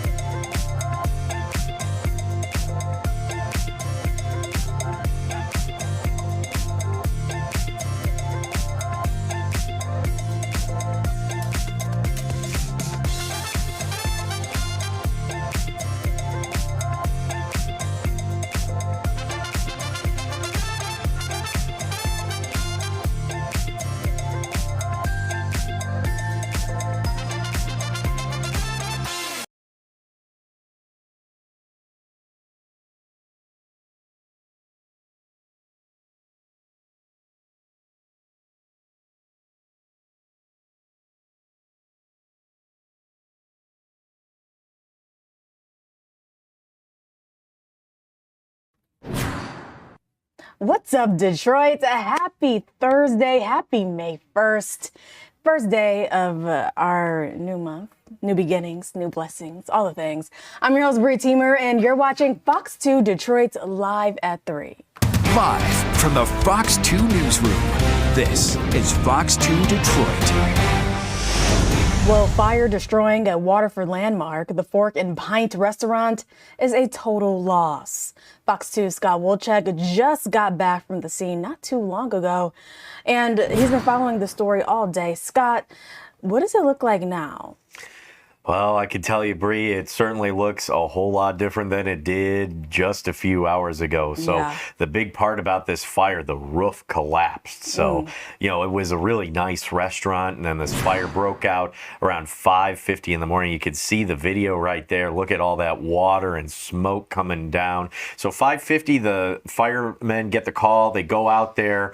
They get there within like 4 minutes, and they tried to fight the fire inside, and they realized the roof was collapsing, so they all ran out, and then they had to take on a more defensive stance.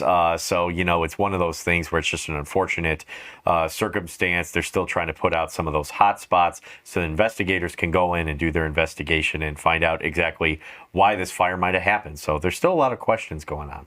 No casualties at all here? No, thankfully, no, nothing like that. No injuries at all. But neighbors around there were a little shaken up, you know, just because it's a huge fire, you know, look at it. It's kind of scary, right? And there's some houses right over there by the lake. So, you know, you wake up first thing in the morning, you got all that smoke. So pretty scary stuff.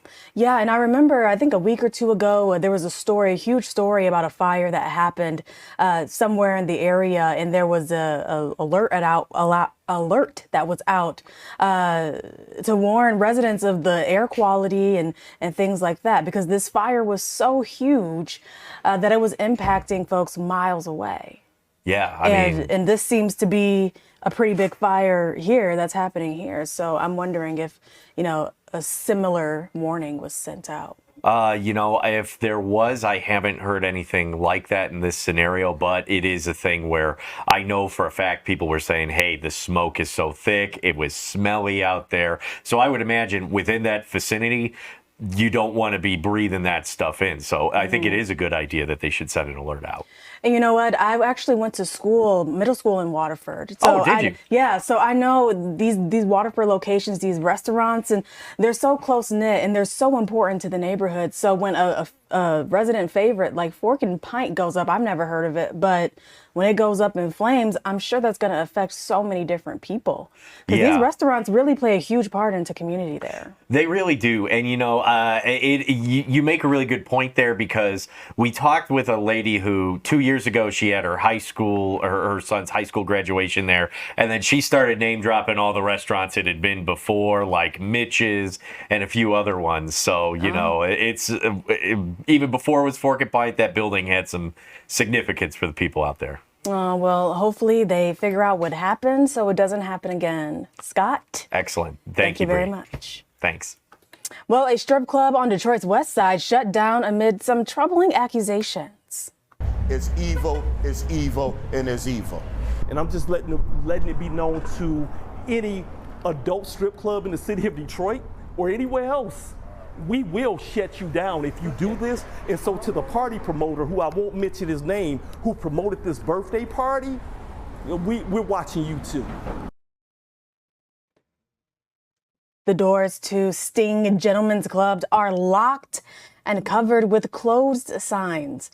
This comes after a woman accused the establishment of letting teenagers party inside the facility last Saturday night. There's nowhere in the world that our children should be in this type of place where alcohol and people can lure them into sex trafficking. It will be permanently shut down if it's up to Chief Bettison, but that's not solely my decision. But this is egregious with what the owner did. Now, Detroit police, they did search Sting that night. So far, no comment from the club. Well, take a good look at your screen right here, because Detroit police need your help finding this woman. They say she's accused of stabbing another woman at the Renaissance Center around 6 o'clock last night. Police say the two got into a fight when the suspect pulled out some kind of sharp object, stabbed the other person, and then left the scene and changed her clothes. If you have any information, call police or Crime Stoppers at 1-800-SPEAK-UP. Well, a Northville Township man is accused of using Snapchat to meet up with a 14-year-old girl. 22-year-old Charles Willis was arraigned yesterday on several felony charges, including kidnapped and sexual conduct. Police say he bought a 2-hour Uber ride so he could lure the young girl to his basement. On Sunday, police found the girl walking alone near 7 Mile and Sheldon Roads. Willis is being held on a $1 million cash bond. Well, a Taylor man rushes to rescue a 3-year-old girl after an 80-pound pit bull latches on and doesn't let go. Banged it in the head. The dog? Yes, as hard as I could. Kaboom, kaboom. It had bit the child in the face and went back to its legs. So I had a good place to bang it. Bop, bop, the dog flopped. Now the chaos unfolding yesterday morning at the Robinwood Villa mobile home park. Eddie Cooper jumped into action as soon as he saw what was happening. Do you think you're a hero? I think I would have done what any macho man would have done because a baby was screaming and being eaten by a dog. The little girl is now in the hospital with serious injuries. This afternoon, the investigation is still ongoing. Well, residents of Groseille dealing with a massive headache. The Groseille Parkway Bridge shut down for repairs this morning. Now, the closure is expected to last up to 8 weeks. Crews will be repairing structural steel on the so-called Free Bridge. All traffic on and off the island will have to take the Groseille toll bridge. Drivers are encouraged to allow extra travel time during this closure. And our Amy Lang is working on this story. At last check, she said she couldn't even get onto the island because the traffic was so backed up. So if you have any endeavors that take you out to Groseille, definitely want to make sure you add some extra pad time. Well, a popular park in Royal Oak is getting some new upgrades. Community members together for the groundbreaking of Clawson Park's future improvements. The location has been a staple in the community since 1956. Now, starting on Monday, crews will be working hard to refurbish and modernize the area. The renovations include the addition of a sidewalk, parking spaces, a shaded picnic area, and a new Little League baseball field. The accessibility component of this park is huge, not only for all of us to get out and play, but for some of us to have easier access to watch their brothers get out and play and have a play place to call their own. It's super important. The construction is set to wrap up in late November. Well, the city of Berkeley canceling its annual Spring Fest this year. The city announced the decision today on social media. Now, they didn't provide a reason for it, but it may have something to do with this action that you see right here on your screen. The festival was shut down last year after several fights broke out on the grounds. However, they say that it will return in 2026 for the event's centennial celebration. Wow. Well, recovery efforts have taken much longer than expected for Hurricane Helene. A live report from Tennessee on how cleanup efforts are going from Helene now that it's finally over. Fox 2 Detroit Live is just getting started. We'll be right back.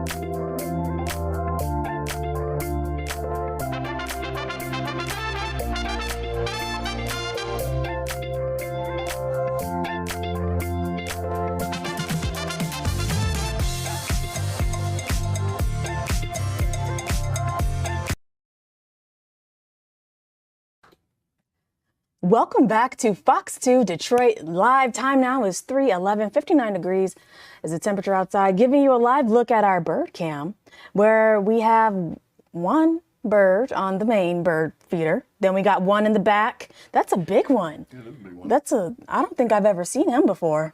He's new. But you see our bird cam, our bird feeders are expanding. It's getting busier and busier. It's getting busier and busier. Must be some good food up in there. All right, well, crews in East Tennessee are almost done cleaning up from Hurricane Helene 7 months ago. Some of the state's waterways were completely backed with debris right after the storm. And Fox's Asher Reed is in Dandridge, Tennessee, with an update for us. And Asher, this is in just enough time for the summer season. Really? Yeah, Bree, this is, the economy really thrives on tourism here. I'm just north of Gatlinburg, Tennessee, where more than 14 million people take a vacation every single year. They get a cabin, they stay in the mountains for a few days or maybe a week or so. So as you could imagine, a lot of those people might want to book a fishing trip right here on Douglas Lake behind me. Now, the Jefferson County Tourism Department says about 80% of the tourism in this area comes from sport fishing. That's hundreds of thousands of dollars a year. A lot of fishing tournaments that were scheduled immediately after Hurricane Helene had to be postponed until this spring. The department says that put a big dent in last year's revenue. We have other events, of course. We have festivals. We have a lot of other things in Jefferson County, but the lake is our bread and butter. The Tennessee Valley Authority is surveying fish populations in the reservoir ahead of peak angler season. Fewer fish in the lake or fish with deformities, parasites, or injuries would be red flags going into spawning season. TVA says debris is the biggest impact that Helene might have on those fish populations. I think here over the next few weeks, we'll really be able to see kind of what, if any, impacts there have been. Judging off yesterday, things look, within normal range. We'll see if that's what the complete data set says or not. So. And cleanup on this lake is about 90% complete. And for the rest of Tennessee, we're talking about nearly 4 million cubic yards of debris that have been removed from all Tennessee waterways in just the last 7 months since Helene really hit the area. Behind me, you see water, but then a lot of people were saying at the time, right after Helene, you could almost walk across the lake. And we put 4 million cubic yards into perspective.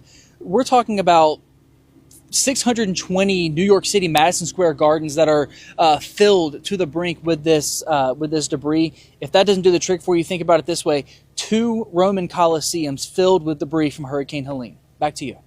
Wow, and that just speaks to the cleanup efforts and, kind of why it's taking, months and months to gather everything up and kind of move it out and find its place. But that's another question. When they clean all of this stuff up, where do they take it? Well, a lot of it goes to the landfill. So there's natural debris and there's debris that you can't burn, you can't mulch down. So what they're doing with the natural debris is they're hauling it off. One barge is about 1,000 cubic yards. And so they can haul that off, they'll mulch it or they'll burn it. And what that'll do is that'll consolidate space and make it easier on local roadways and also make it easier on local landfills. A lot of it goes to the landfill after it goes to a loadout area. And from there, that's where it stays. Now, the water levels are rising a little bit. Which is expected this time of year. And so they're trying to get all of the debris off the shoreline before the water level comes up because you don't want any of the ash from any of those burn piles in this water. Bree? Yeah, it wouldn't be a nice situation, especially as we're heading into that tourism season, in basically a month here. Asher, thank you so much for your time. Thank you. All right, well, it is 59 degrees here and rain is on the way. Here's Fox 2's meteorologist Derek Evra.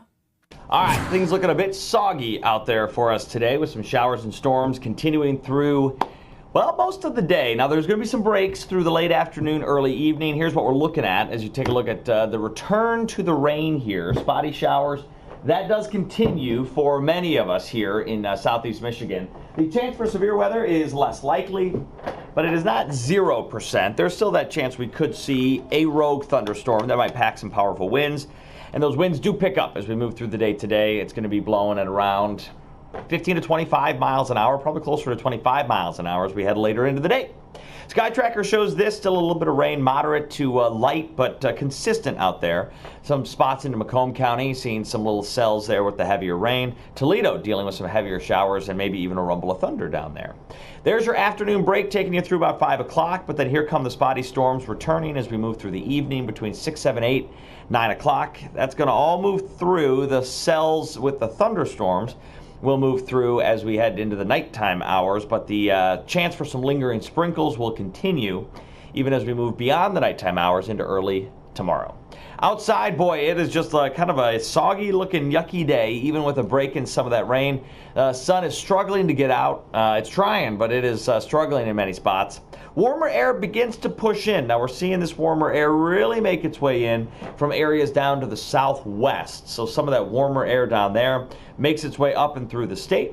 Winds picking up to 10, 15 miles per hour. 15 mile an hour winds, though, change into like 25 miles an hour as we move even beyond the rest of the afternoon. That's when it's going to get starting to see some of those higher numbers later afternoon through the early evening. Becoming cooler moving through the weekend, but here's the deal, guys.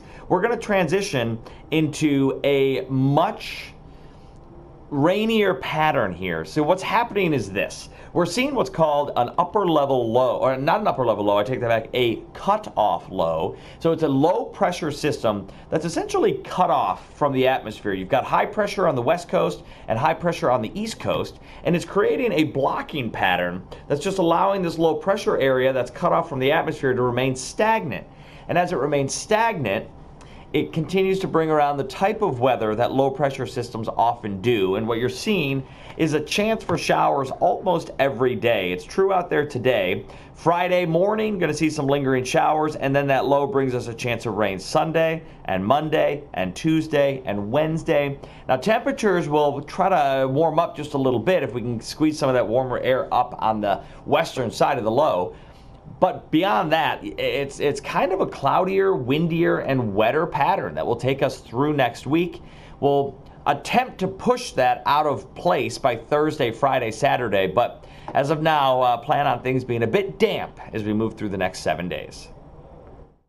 And you're going to want to stick with Fox 2 for continuing coverage, especially over the next 7 days. The forecast is all over the place. It gives you the absolute latest forecast right on the app, and it's free if you have Android and iPhone. Well, no need to get all worked up here. There's no snow in the forecast. We're just showing you this video because Southfield got a new snowplow, and they're holding a contest to give it a very fun name. The winning name will be painted on the plow by students from Southfield University Academy and Southfield A&T. You have until May 9th to enter, and we'll put a link for you on our website, fox2detroit.com, if you'd like to submit a name.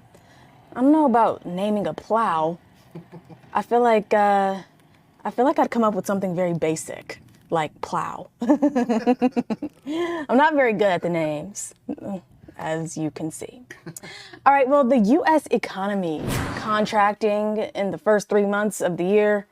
How the tariffs are fueling the economic slowdown. We'll tell you about that straight ahead.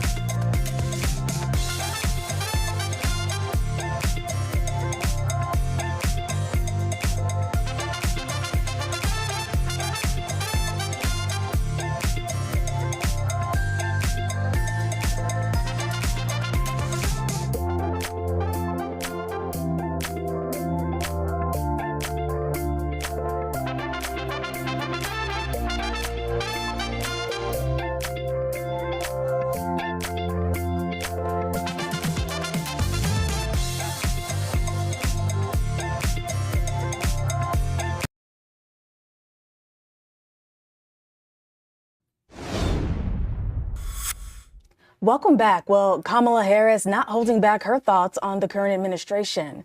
The former presidential candidate speaking out at the 20th anniversary gala for Emerge America in San Francisco.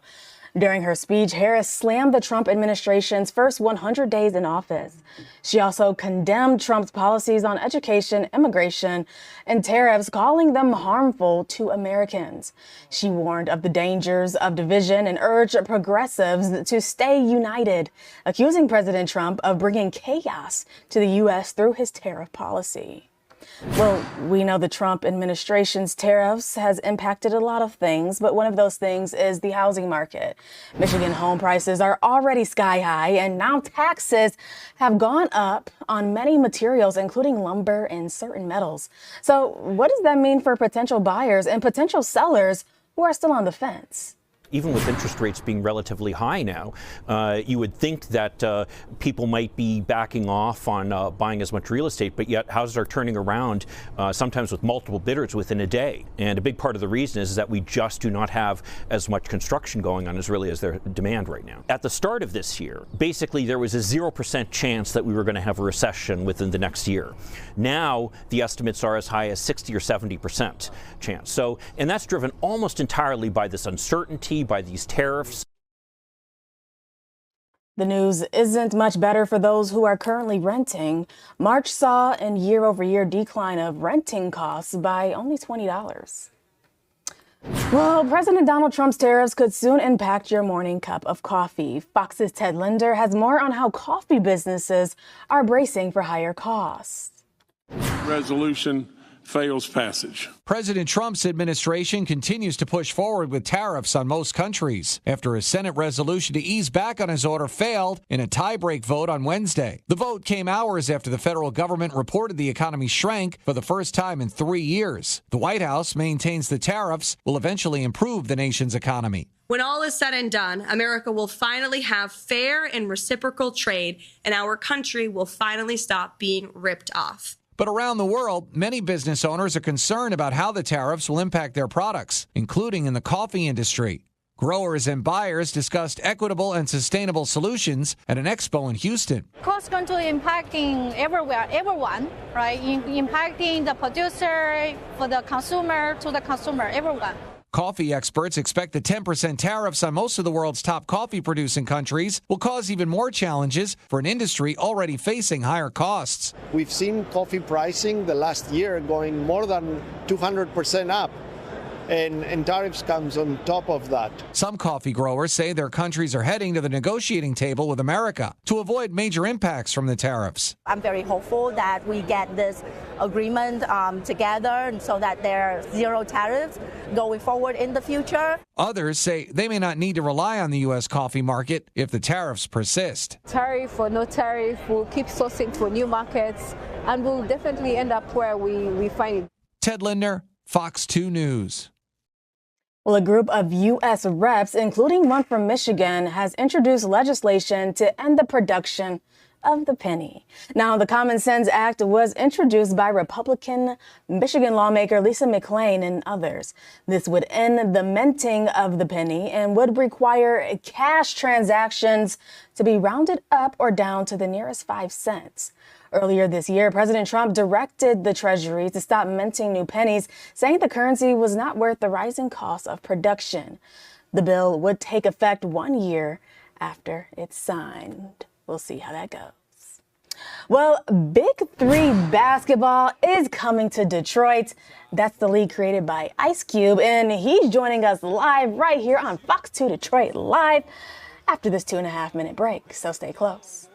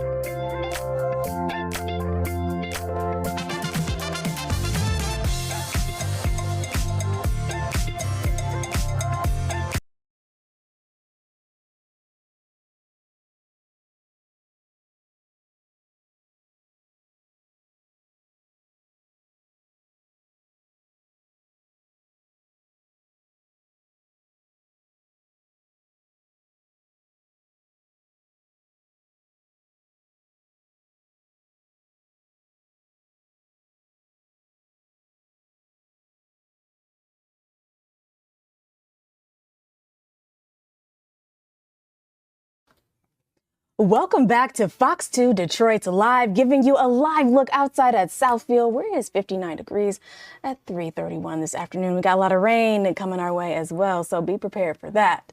Well, you may have heard of the Big Three Basketball League. It's something that comes to us every summer, and now the league is headed to Detroit, right here in our city. Ice Cube joins us live to tell us more about this amazing, incredible expansion. Cube, welcome to Fox 2 Detroit Live.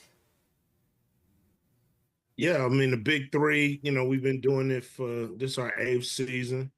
Mm-hmm. And we've been to Detroit one time. It's time to come back. It's time for us to plant our seeds there. And now we got a team there, the Detroit Amplifiers. So you'll see the Big Three every year in Detroit. And we're coming on July 20th. So what made you want to expand here to Detroit? I mean, I know we're a great city and all, but I mean, there has to be a reason why Big Three wanted to come here. Oh, I love Detroit. We've got a great response out of Detroit when we came.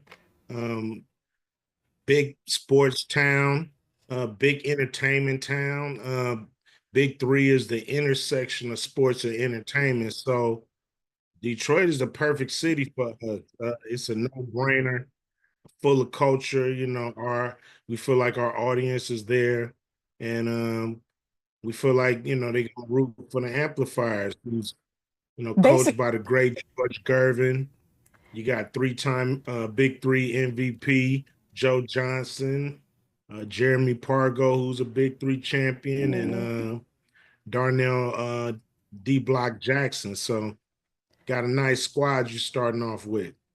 Basically, it's the best place to be at any point in time, Detroit.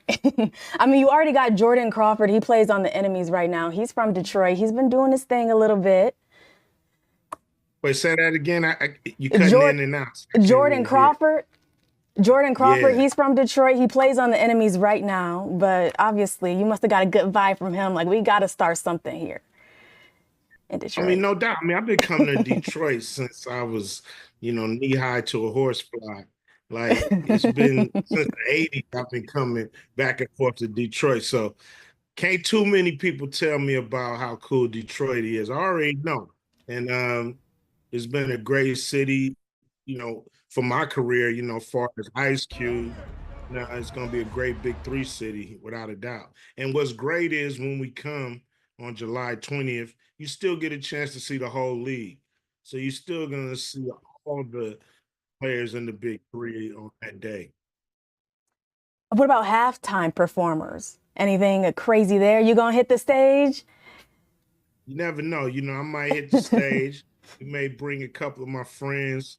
It's really all about finding the biggest names to entertain the people in the Big Three. And no doubt we're going to have some great entertainment for y'all. Great basketball, 4 games for the price of 1. It's going to be a part. Yeah. And this is a really exciting time because we're coming off the Pistons going to the playoffs. Detroit is on fire right now. The energy is very much there. So we're definitely going to be feeling it at the Big Three kickoff game on July 20th. Now, I want to talk a little bit about the strategy for the players and the coach. I mean, we had Lamar Odom as a player. We had Allen Iverson as a coach. Is there what's the strategy behind picking, players and coaches? Well, if you still got the game, we want you to play. If you love the game and you can't get enough, but you might not can play, but we want you to coach. We want the greatest players and the greatest minds to be around this league. Had some great ballers come through the Big Three. Mm-hmm. We're very grateful for all the star power that they give us. And hopefully we can continue that tradition this year. We got Dwight Howard coming into the league. Okay. So we got some great names. Montrezl Harrell. It's going to be a great season this year. Now, one thing I want to ask you, Cube, is why 3-on-3? We know in regular basketball it's 5-on-5. Why 3-on-3? 3-on-3 is a beautiful sport. And most people have played more 3-on-3, 5-on-5. It's a game where you got to have all skills. You have to be able to pass, dribble, shoot, and defend to really have a success on 3. So I think it's faster. It's more in your face. Definitely got to play defense in the big 3. And, it's a beautiful game. I'm happy we was able to professionalize it. Yes, it's definitely great league that you built here. 8 seasons is what you're going on. Huge accomplishment. And another huge accomplishment of yours is Friday. Are we getting another Friday, Cube? You are, definitely. Last Friday is coming. We're working on it right now. And it's going to be funny. I can't wait till we finish and give everybody, this great franchise and keep. Yes, everything we've been asking for. We got a date, a month? Not yet. Come on, how Cube. it is. I'm in the kitchen cooking, and y'all got to wait for y'all plate. That's just it. Nah, cool. I'm ready for it now. I'm hungry now. Y'all get your plate when I'm done. All right. I guess we got to take it. Nah, go. All right, Q. July 20th. That's when it's all going down right here in Detroit. Super excited for it. And thank you so much for joining us. Anytime, every time. All right.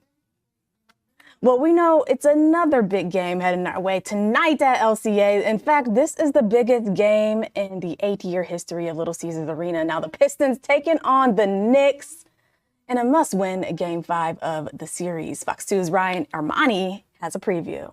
Game 6, Pistons and Knicks. The former head coach of the Detroit Pistons currently in the front office, Dwayne Casey, joining us now. And, Coach, keys to this one, the Pistons fought out Game 5 to get the W, all the momentum coming into Game 6. Well, tonight, Ryan, is going to be a possession game. Possession, whether it's offensive rebounding, taking care of the basketball, defensive stops. I think those are going to be the 3 keys. We got to make sure we did a great job in Game 5, and so we got to turn it around in Game 6. And again, we can't come in and exhale. We got to come in with a chip on our shoulder, not thinking that the home crowd is going to take care of us, because I was so proud the way the guys went into Madison Square Garden, which is probably one of the toughest places to play in the NBA, in the playoffs, and take care of business and bounce back from that tough call in Game 4. It feels like all the pressure is on the Knicks, and the Pistons come in playing loose, but is that really the case? How much pressure will the players feel tonight? Well, I think the pressure will be self-induced. I think one thing we have to do is go out and let it all out. Play carefree and not careless. And I think that's something, just leave it out on the court. As you said, the pressure is on New York. They were expected to be there. They were expected to beat us. We're clearly the underdog, and we got to play with that chip on our shoulder as we did in New York, and I think that will help us a lot here at home. You were the head coach when this organization was pouring that concrete and laying a foundation. There was an image years ago of you, Cade Cunningham, Isaiah Stewart, at the Boston Garden, watching the Celtics play championship basketball. Why was it important for you to help those guys along and show them what that atmosphere is like? Well, it's through experience, Ryan, because I had done the same thing in Toronto. I took DeMar DeRozan, Kyle Lowry to see Golden State play. They were playing, I think, Cleveland in the finals at Golden State. So I took them out there just to get a taste. We met out there. DeMar was in L.A., so he came up from L.A. They just to show them, to get them a taste of what a championship atmosphere was like, and to get a feel for it, to the intensity, and did the same thing with Cade and Killian and Isaiah Stewart and Isaiah Livers. We all met up in Boston. Brad Stevens was good enough to help us get tickets there for the game so they could get a taste of the intensity. Totally different than regular season. And hopefully that it was ingrained into Cade will help him when we get ready to take that next step to get to that championship level and championship game. And Brad may be mad at me because a couple more wins and it's Pistons Celtics. Exactly. So, but again, that was the motive behind that. We weren't there on vacation. There was a method to the madness to give them a feel. So, and again, I see Cade growing each and every game. Unfortunately, Isaiah's not with us, but Cade is growing. Hopefully that experience will give him a feel and gave him a feel of that atmosphere, especially on the road. The great Dwayne Casey, thank you so much, sir. Incredible to speak with you. Pistons Knicks, Game 6 tonight. Tonight at 7:30, that's when it's all going down. We're super excited about this, by the way. Go Pistons! Go Pistons. Well, that's Rich Luterman that you heard. We'll get to him in a second. But calm down over there. First, okay, I'm very excited. Let's talk about this. Because for this month, a lot of people will be taking a break from yard work. What in the Rich Luterman? Break from lawn work? Yeah. Well, I mean, I know some people are into it, the no mow May. Yeah. But well, hundreds of families, they're going to participate in this. No mow May. No mow May. No mow May. Sing it, Bree. Well, supporters are encouraging people not to mow their lawns for the entire month. It's optional, but why would you do this? It helps support pollinators, which are key to our environment. A group calling themselves the Bee Teens, addressing the issue several weeks ago at Royal Oak City Commission meeting. It's safe to say it's creating some buzz. This supports the bees and other pollinators by providing food and shelter that would usually be destroyed when you mow your grass. Some plants that might be considered weeds, like dandelions, are an example of these important resources to bees. As a community, we're thinking more and more about this. So we think about bees, that leads us to think about monarchs and natural pollinators. So this is, participate, don't participate, but we continue to grow as a community every year that we do this. Now, people can get signs from the city letting everyone know why their grass is so long. Royal Oak leaders say the parks will still be maintained. They're not participating. If you have any mow questions, you can head over to the City of Royal Oak's website and find some mow answers. Do you get it right? Do you get it right? I got all that, Bree. Do you get it? I got it. Because you're looking at me like... No. I'm not looking at you like anything. Unbelievably cheesy and corny. No, not at all. No.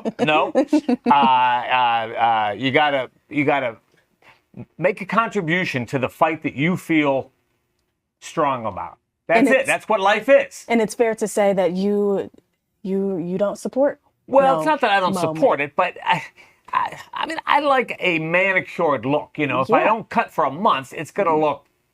It's probably great for the grass, great for the dirt, great for the bugs, those nutrients, great for everything the bees, but it's going to look pretty bushy. And Tom actually had a really good point. He said, he'll get a ticket if his lawn is too long in his city. You got to keep up with the Joneses. You get mosquitoes. Oh, yeah. Yeah. Ticks, ticks. Ooh, yeah, if you got a doggy, don't want that. Hopefully they're on a flea and tick preventative. There you go. Yeah, ticks are a big problem, actually. I know people who just are just working outside, not even, like laying down in the grass, and ticks get on them. It's a serious thing. All right, let's talk about our weather. Bree, you ready? Yep. Oh yeah, Bree, you got it going on. I mean, I'm serious. You got good mojo. You just did a big ice cube. Oh, well, there you go. That'll do it. Hype right now. Okay. You can see this big swirl in the atmosphere right over the Great Lakes. We've had some rain today. We've had a few heavy downpours, even a few rumbles of thunder here in southeast Michigan. But you can see most of it as I zoom in. Most of it is now off to our north and off to our east. So are we done with the rain? I would say no. But it's going to be less widespread moving forward in the forecast. You can see some pretty big storms around Cleveland and Columbus off to our south. In fact, there are severe thunderstorm watches in effect for a good chunk of northern and central Ohio into western Pennsylvania, but we're not included in that, and we are not expecting severe weather. Here's a great look at Sky Tracker. Look at all the yellows and the oranges east of us. East of Lake St. Clair, down around Cedar Point, close to Cleveland, they're getting some showers and storms. But back off to our west, close to Lansing and Grand Rapids, there are still a few showers and a few storms. These are live pictures right here in Southfield. Skies are starting to brighten a bit. It's still on the cool side out there, but as these wind speeds change from east, the wind direction changes from east to southwest, temperatures will warm up for the remainder of the afternoon. You can see that off to our west. 72 in Albion, 70 in Adrian. Still on the cool side for City Airport and Port Huron with 57s. Take a look at the wind.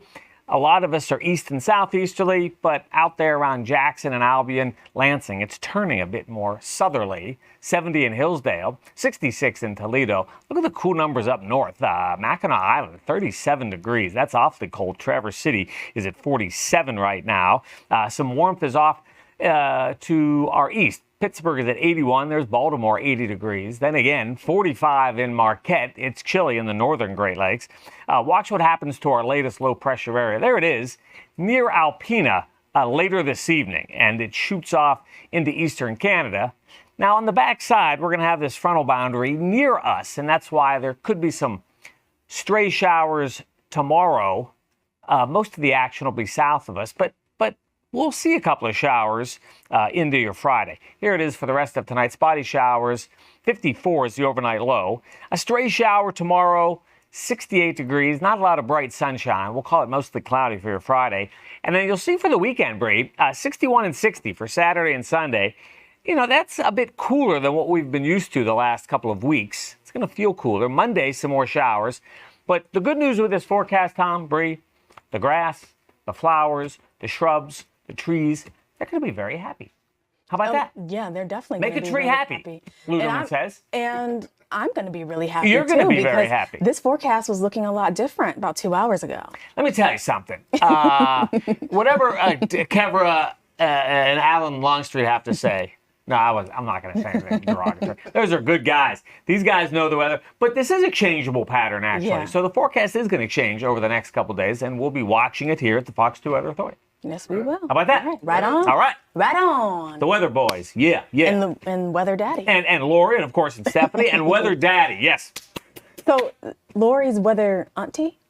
Weather Weather That's aunt? a good question. Weather cousin? No, that's Stephanie. Yeah, Stephanie's weather yeah. cousin. I got to think about You got that. a whole weather family back there. Lori's like the queen mother. She's like the queen mother of weather. How about Oh. that? I like that. That's a positive thing. Weather Queen mother. Yeah. Weather mama. mother. Yeah, weather mother.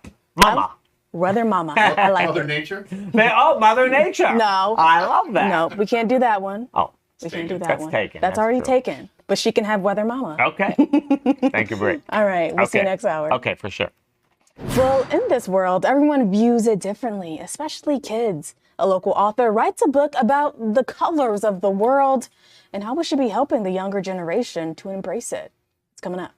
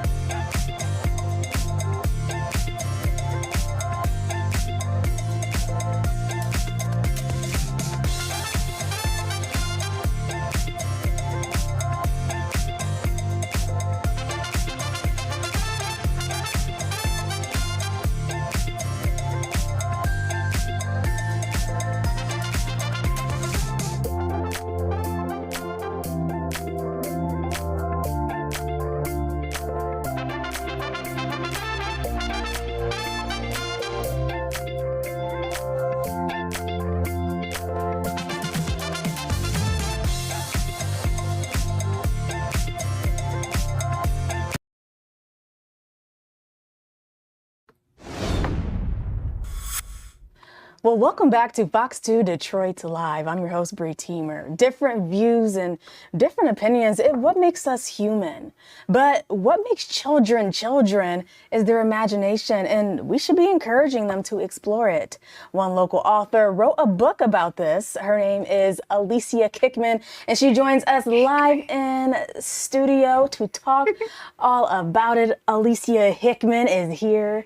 Alicia, this is super exciting. Is this your first book? Yes, it is. This is your first book. What made you want to start writing a book? What made you want to become an author? I enjoy children, and I wanted to make a positive impact on the world and the universe. And by being an author, by sharing your thoughts, your imagination with the world, I mean, that's kind of what you're doing right here with this book. So tell us a little bit about Colors of Imagination. What's all that about? Colors of Imagination is about unity. Mm-hmm. It's about how it's a viewpoint of how children see the colors of the world and how they use them.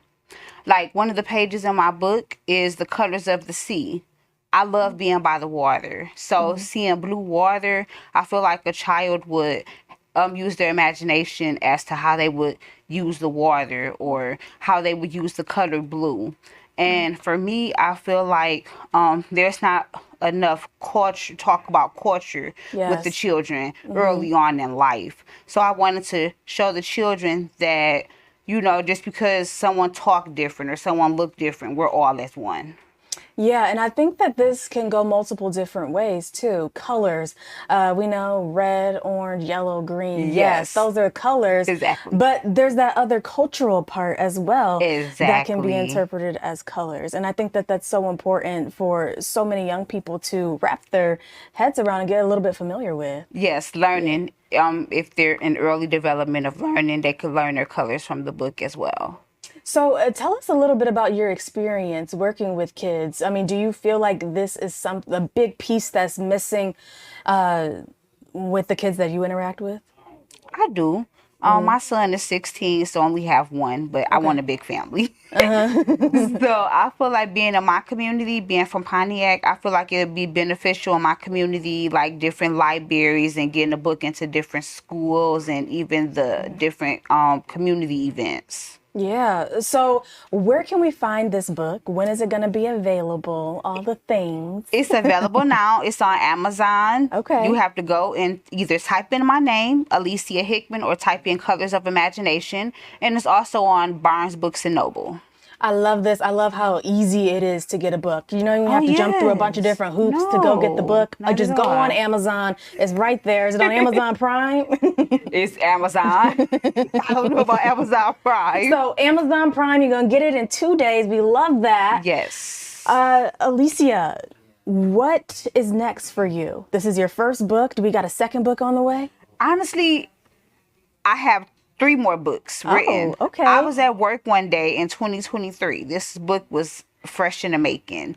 And we had downtime, and I always go into my notepad and I just started writing. So I have 3 more books that I'm actually working on. No, my goodness, I can't wait to read them all. Alicia, thank you so much for joining us today. Thank you for having me. I appreciate the opportunity. Of course. Thank you. Well, Jessica Biel and Elizabeth Banks teaming up for a new thriller series. Fox's Ashley Dvorkin has more on what's happening in the world of entertainment. Legendary singer Barbra Streisand will release her new album, The Secret of Life, Partners Volume 2, June 27th. It's a follow-up to 2014's Partners. Paul McCartney, Bob Dylan, James Taylor, Sting, Mariah Carey, and Ariana Grande are among artists joining the collection of duets. Announcing the album, Streisand said she's always loved singing duets with gifted artists, adding they inspire her in unique and different ways.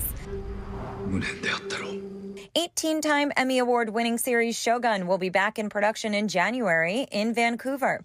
Part 2 will be set 10 years after the events of the first season and continue the historically inspired saga. Hiroyuki Sanada returns to star and has been made an executive producer on the second season. Shogun is the most viewed program in FX history. Someone staged this. In today's First Looks, Prime Video released the trailer for the upcoming limited series The Better Sister, starring Jessica Biel and Elizabeth Banks. The book-to-screen 8-episode crime drama is about a woman whose husband is killed, with a prime suspect sending shockwaves through the family. As events unfold, it reunites two estranged sisters, untangling a complicated family history to uncover the truth behind the murder. It premieres May 29th. We don't like what we find. In Hollywood, Ashley Dvorkin, Fox News. Well, thriller film fans rejoice as Netflix brings a notable director's collection of movies to its streaming platform. Now, starting June 1st, exactly a month from today, a collection of Alfred Hitchcock's films will be available on Netflix. The streaming giant will also showcase the films at its Paris Theater in New York City in 6-week series. Films in the collection include Vertigo, Rear Window, Bird's Frenzy, The Man Who Knew Too Much. I like that one. I like the sound of that. And Family Plot. Now, the Netflix Hitchcock collection will also feature films that were inspired by the thriller director, like Jordan Peele's Us and Zach Krieger's Barbarian. And that was a pretty scary movie, Barbarian. And I think it took place in Detroit. All right, well, meanwhile, looks like we won't be going back to the future anytime soon. Bob Gale, the screenwriter for the 80s film franchise, is shutting down rumors of another sequel. Gale says there will never be a spin-off, prequel, or a third sequel, adding that the storyline is fine just the way that it is. All right, Bob. No arguments there. We don't want it anyway. Just kidding. All right. Well, thanks so much for joining us here on Fox 2 Detroit Live. Fox 2 Detroit Live at 4 is up next.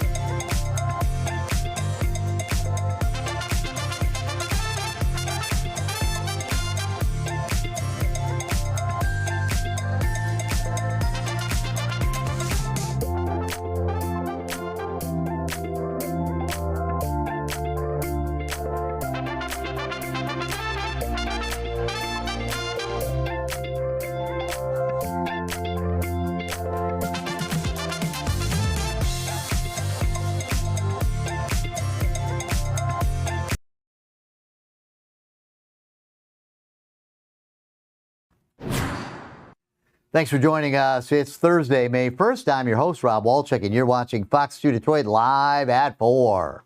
Live from the Fox 2 newsroom, this is Fox 2 Detroit.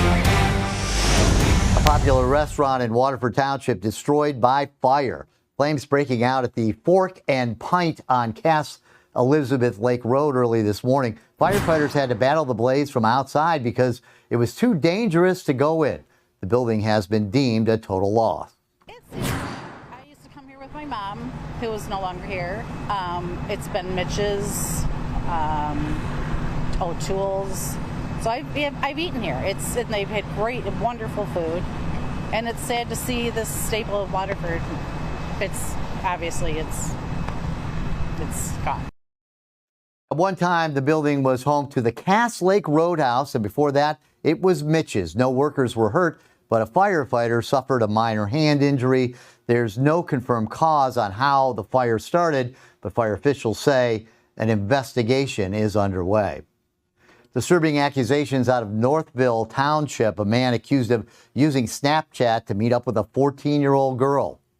22-year-old Charles Willis, formally charged yesterday on several felonies, including kidnapping and criminal sexual conduct. Police say he bought a 2-hour Uber ride so he could lure the young girl to his basement. On Sunday, police found the girl walking alone near 7 Mile and Sheldon Roads. Willis is being held on $1 million cash bond. Detroit police need your help finding this woman. She's accused of stabbing another woman at the Renaissance Center. This happened around 6 last night. Police say the two got into a fight when the suspect pulled out some kind of sharp object and stabbed the other person. She then left the scene and changed her outfit in the process. If you have any information, call Crime Stoppers or the police. 1-800-SPEAK-UP. That is Crime Stoppers' number. The defense presenting their case in the murder trial of a former Grand Rapids police officer. It's day 4 of the testimony. And Fox 2's Brandon Hudson has been following this trial and joins us with the latest from court. How's it going out there, Brandon? Yeah, Rob, so the defense is still going through its witnesses. They have called up a couple of police officers from Grand Rapids to be more so their use of force experts as it pertains to the GRPD protocol, which Christopher Scher was an officer of during the time of the incident back in April of 2022. But the defense has really tried to convince the jury today that former Officer Scher was exhausted and pushed to the brink of Patrick Lyoya had his taser. And so, Scher really didn't have any other options but to turn to using deadly force. Now, there's been some way to maybe finesse how that is said in the realm of the court so that it's not necessarily the prosecution won't object to it. But what has been, highlighted here is that the defense is really trying to make this seem as though Scher really had no other option but to use deadly force in this situation. And as we have seen before, the prosecution had its own use of force experts. Both were from out of state. So they were speaking in terms of generality when it comes to policing more so all across the country. The defense has taken a more focused approach as with their use of force experts, which 2 of them are captains that, helped train Scher, that, Scher was justified in what he did and how he went about this deadly confrontation. Yeah, I mean, I've seen the video of this, and I believe, now this is the one where the guy started wrestling with the cop, and they were on the ground, and did the police officer shoot him in the head? Is that what I recall? Yeah, he shot him in the back of the head. So just, for anyone who needs to catch up on this was back April 4th, 2022. There was a traffic stop over mismatched plates. So former Officer Scher, stopped Patrick Lyoya, who's a 26-year-old Congolese immigrant, stopped him. Remember, Lyoya's first native language is Swahili.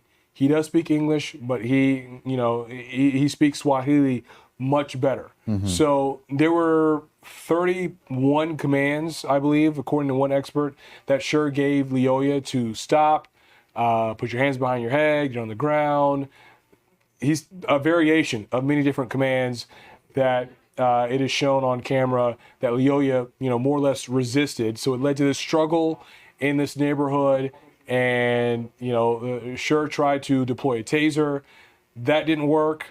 And the defense has made it seem as though Leoya had control of the taser and Sure was in fear of his life because that taser could also be used more or less as a weapon. Sure. And so he shot him in the back of the head and back of the neck. Yeah, you know, these kinds of stories they're always so tragic, and you know, I mean, I have all the respect in the world for police officers, and they have an awfully hard job to do, and they only have minutes to make these decisions. But of course, you know, a situation like this, you know, guy gets shot in the back of the head for a traffic violation. You know, boy, tough for that jury. And what is this officer now? He's already been fired, so. What is he facing? Is he facing first degree? What is this? So he's been fired. He faces second-degree murder charge. So it remains to be seen what decision the jury will come up with. You know, if he was facing first-degree murder, it had to have been something that would have been premeditated, and this is not that case. Sure. And then again, you know, if someone is convicted of first-degree murder, they will serve life in prison. Now, if the jury finds, you know, Christopher Sure guilty of second-degree murder, it is ultimately up to the judge to decide what that sentence would be. But, you know, we still have quite a bit of a way to get to that because the defense started its case yesterday. They have a long list of other witnesses to call to the stand. You know, at the beginning, they had a list of 40. And like I said, for some context here, prosecution only had 10 witnesses. They were able to go through those witnesses within 3 days. So to have 40 that's on your list, and if you go through all 40 of those, it may take a while. And then you have to remember there's the cross-examination. The defense may get back up there. They may call one of the witnesses that's already been called up there back up there. So it's looking like this could go into tomorrow and then, you know, sometime next week. Yeah, sad situation. Thanks for keeping us up on that and informing me a little bit. Always a sad situation in these kinds of things. It's a thing where nobody wins. No. And you know, a community is devastated over the loss, you know, not only of one less officer on the street, sure, but a young man, 26 years old, his whole life in front of him. Yeah, terrible. All right, thank you, Brandon. Brandon Hudson with that trial out in Grand Rapids. The city of Berkeley canceling its annual spring festival this year. The city announced the decision today on social media. They didn't provide a reason, but it may have something to do with this. The festival was shut down last year after several fights broke out on the grounds. However, they did say it will return in 2026 for the event's centennial celebration. I remember that last year. It's a good festival. It's too bad. Usually it appears it's out-of-towners that are making it miserable for the folks there in Berkeley, but hopefully they'll get a handle on that. Pistons taking in on the Knicks in a crucial Game 6 tonight at Little Caesars Arena. Oh, Fox 2's Lauren Edwards is live outside LCA. And are we going to Lauren right now? We are going to Lauren right now. I didn't even know I had such serious stories. So, my goodness, Lauren. You know what's so funny? Go ahead. Rob, so here's the thing. We would love to be outside. We wish there was, because, you know, last time there was a big old fan fest and everybody was here. But it's a little dreary, a little rainy out, so we came inside to the team store. But last time we were like, we got to go inside because there's really cool swag. Rob and Tom, I want to update your gear because, Rob, I know you're coming tonight. And Tom, I just know you want some new Pistons gear. So I'm going to show you over to the right. I don't have first, any Pistons gear. You got all the jerseys. You know, yes. What? I don't have nothing. Tom. Yeah, Tom. Is this confessional? You know, do I need to pray for you? I need to pray for Tom. I got so many jerseys, Lauren. All the jerseys. But okay, but you don't got the new stuff. You don't have all the new swag. I don't. I'm not that rich. I want that one. You gotta get the new stuff. Bring me you that gotta one. get the good stuff. Hold on. It's nice. This one, what size? XL. What size are you? You gotta tell me what size you are. Tom's an extra medium? Okay. XL. There you go. Yeah, We'll get Tom this one. Tom ain't XL. But I gotta show you some more. Tom will take a show large. You some more. I hear you, Howard. So here's the hottest thing in here that I want to tell you. This is the Jay Dilla. As we know, he was the legendary hip hop producer, composer here in Detroit. The manager told us, the head manager was like, soon as they got these, it was a few weeks ago, sold out in 3 minutes. They're restocking right now. So that is the hotness. That's what you got to come and get. But here's my other favorite one. I just love a simple tee. Look at that. Look at, do you not want this? It goes with jeans. It would go with any. Yes. It's got Michael Jordan on it. No, Yeah, it does. But is on this is not the reason why I like it, but I love it. Howard, our beloved photojournalist behind the camera, is pointing out that this is MJ, and everybody loves MJ. How do you not? Rob and Tom love MJ. You know, you want Lauren? Okay, I don't know, but this is so nice. You can come here. Lauren. I'm rocking. Tom, You can come you here and take get this? all your gear. Hang on. See, I'm rocking my Jordans tonight to wear to the game. I got them on right now. I'm wearing my J's. I got my J's on my feet, man, in case they need me to go out Rob, there. I gotta know. What's that? They're gonna go out there and no, I gotta know though. So you're good for tonight. You have all of your gear. Yeah, if they need me to come out and play, I'll play against that Brunson man. If he's gonna go flopping, I'll give him a wall check elbow there. I'll knock him down, man. He'll be out. I'll give him a reason to hit the floor. You are so funny. You are so funny. You are so funny. I just want you to have updated gear, so I wanted to bring you here to the team store. There's really cool swag in here. And honestly, guys, I don't think the Pistons are done. I really don't. So come in, get some more stuff. They've got boxes and all bins of just they're reloading. They are definitely reloading out here. So please, you got to make your way out. But we're gonna stay out and about and around the LCA, sights, sounds, everything, because even though it's raining, it is not raining on anyone's parade. We are still excited about these Pistons. You better believe it. Yeah. So we're going to win tonight, and then we're going to go on to Madison Square Garden and beat them in Game 7. So I'm going to the game tonight, so I'll be there. I might see you out there. Yeah. I looked for you last time, but it was so. You better come say hi. I know. I looked for you, but it was so crowded and crazy. We looked for you too. Yeah, I know it was so crowded and crazy, and I was like, I want to get in and get myself a hot dog and kick back in my seats. But hey, we'll be checking in with you in a little bit. I know it's going to be getting crowded. It's going to be crazy. I'll be out there later tonight to cheer on the Pistons. Let's go. Let's go. I'm ready. Let's go. All right. Thank you, Lauren. She's out there at LCA and covering the Pistons' big playoff game tonight. Game 6. Fox 2 Detroit Live is just getting started. A little rain in the area today. Have we seen the last of it? Well, that cool guy, Fox 2 meteorologist, Rich Luterman, way cooler than Ice Cube. Bree got to interview Ice Cube earlier, and I was like, do you want to interview Ice Cube or do you want Rich Luterman? Luterman. I said, I want Luterman. Bring it. So he's coming up next with the forecast. We'll be right back.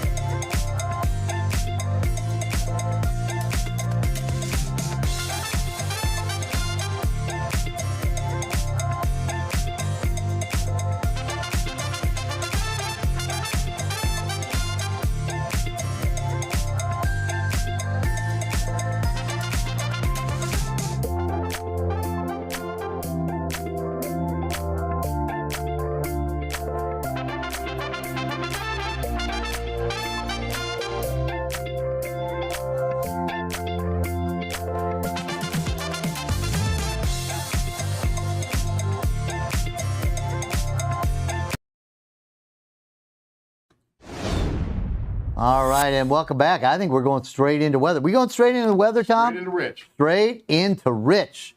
So we don't want anybody to wait any longer. So raining and cold. Well. Raining and cold. I'm just telling you right now, I thought it was cold this morning. Thought it was cold last night. I took my little doggy for a walk last night, and it was hot. It was not warm. It was cold. Listen. Come on, man. Listen, man, let me tell you what the story is. We always get some very nice days in April. We do. And then we always get some chilly days in May. It is May 1st.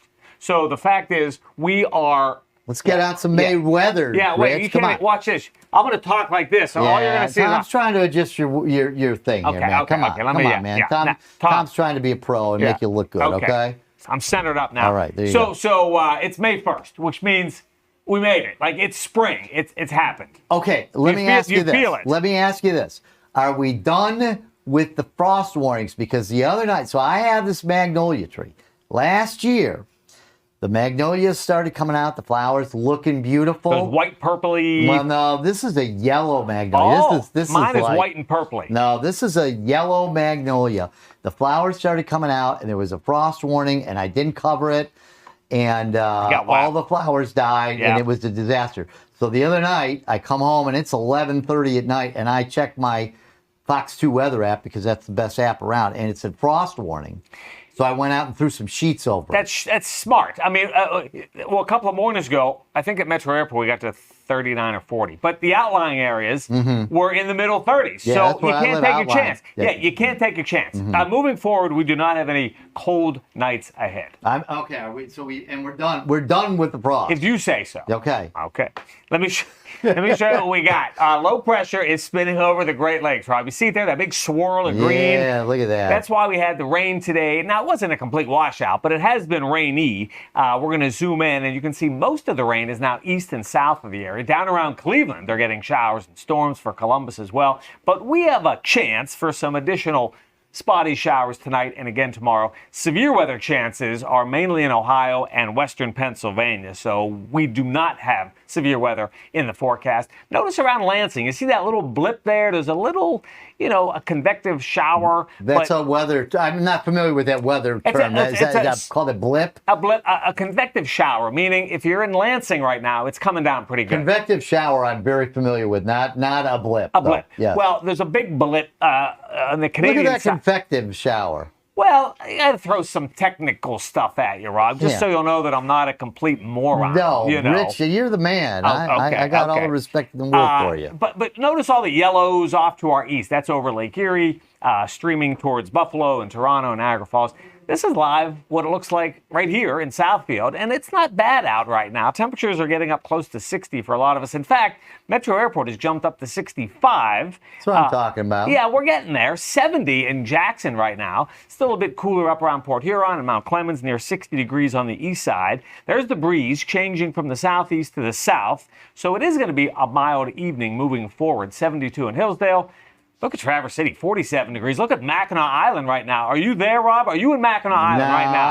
I'm not 37 in Mackinac degrees. Island, man. Cold and wet and windy up there. They can have yeah, you got to go there in the summer. That's the only time. Pure Michigan in July and August. Yeah, it's beautiful in July. Beautiful. It's nice to go up there and cool off. I couldn't agree more. Yeah, not 82s, Pittsburgh and Charleston, 45 in Marquette. So watch our latest low pressure area. There it is near Alpena. It moves off to the north and east. So tomorrow, I would say a stray shower chance. Then for Saturday, a stray shower chance. And Sunday, perhaps a few showers. It is going to be a cooler forecast moving forward. You'll see that. 54 tonight. Now, for those of you heading to the game, That's me. You may run into a stray shower driving downtown, but it's not going to be torrential rains and umbrellas and all that crap. Friday, tomorrow, mostly cloudy, a stray shower perhaps. Look at the weekend. Near 60 for Saturday and for Sunday. Nice. No big warm-up into the middle part of next week. So I always say with a forecast like this in May, the grass will be happy, the flowers will be happy, the shrubs, the trees, your magnolia. I love May. Oh, there you go. I love May. And next week, I'm supposed to get my pool open. pool company coming out to open my pool. So hopefully it'll be Wednesday or Thursday. Won't be swimming for a while, but yeah, I mean, you got to heat it up, right? Got to heat it up. Yeah, the water right now is like 40 degrees. Oh yeah. It takes you a long time to heat it up. You But know I what got it a is, good Rob? heater. Like 2 days ago, back on Tuesday, we had 85 degrees. Here. Yeah. I mean, it was like a spring, It almost was hot. summer-like day. Yeah, it was hot. But now we're back to reality. So don't. As long as there's no more frost, because I don't want to go out there and throw sheets up on that tree, and I don't want those flowers to die. Looking really good. I'm rooting for you, Rob. Maybe tomorrow I'll bring in a photo of that tree, Rich, that yellow magnolia tree. Okay. You'll be impressed, all right? Okay, man. Yeah. All right. Thank you, Rich Thank you, Luderman, Rob. Thank you, the Rob. chief meteorologist here yeah. at Fox 2. He's the man. A major bummer for thousands of downriver residents. How long the free bridge to Grosse Ile will be shut down? That's coming up next. All right, top job.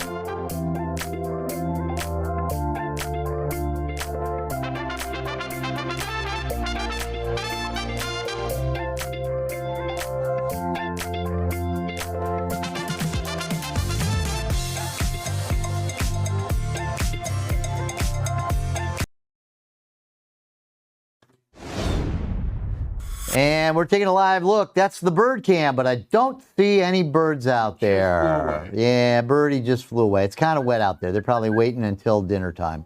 Welcome back to Fox 2 Detroit Live. A new traffic headache for the people in Grosse Ile. The Grosse Ile Parkway Bridge is closed for repair. Fox 2's Amy Lang went out to the island today. And Amy, I understand traffic was bad. I know Grosse Ile. I've done lots of stories out there. I love that area. There's two bridges. There's the one on the one end that you pay a couple of bucks to get on. And then there's the freebie bridge, which is the one that Fox 2 prefers us to take because we don't have to turn in our toll things. So what's going on? The free bridge is closed. Free bridge is closed. So 70% of the traffic on the island, on and off the island, right? There's 11,000 people who live on the island. And most people take that free bridge. About 30% of people use the toll bridge.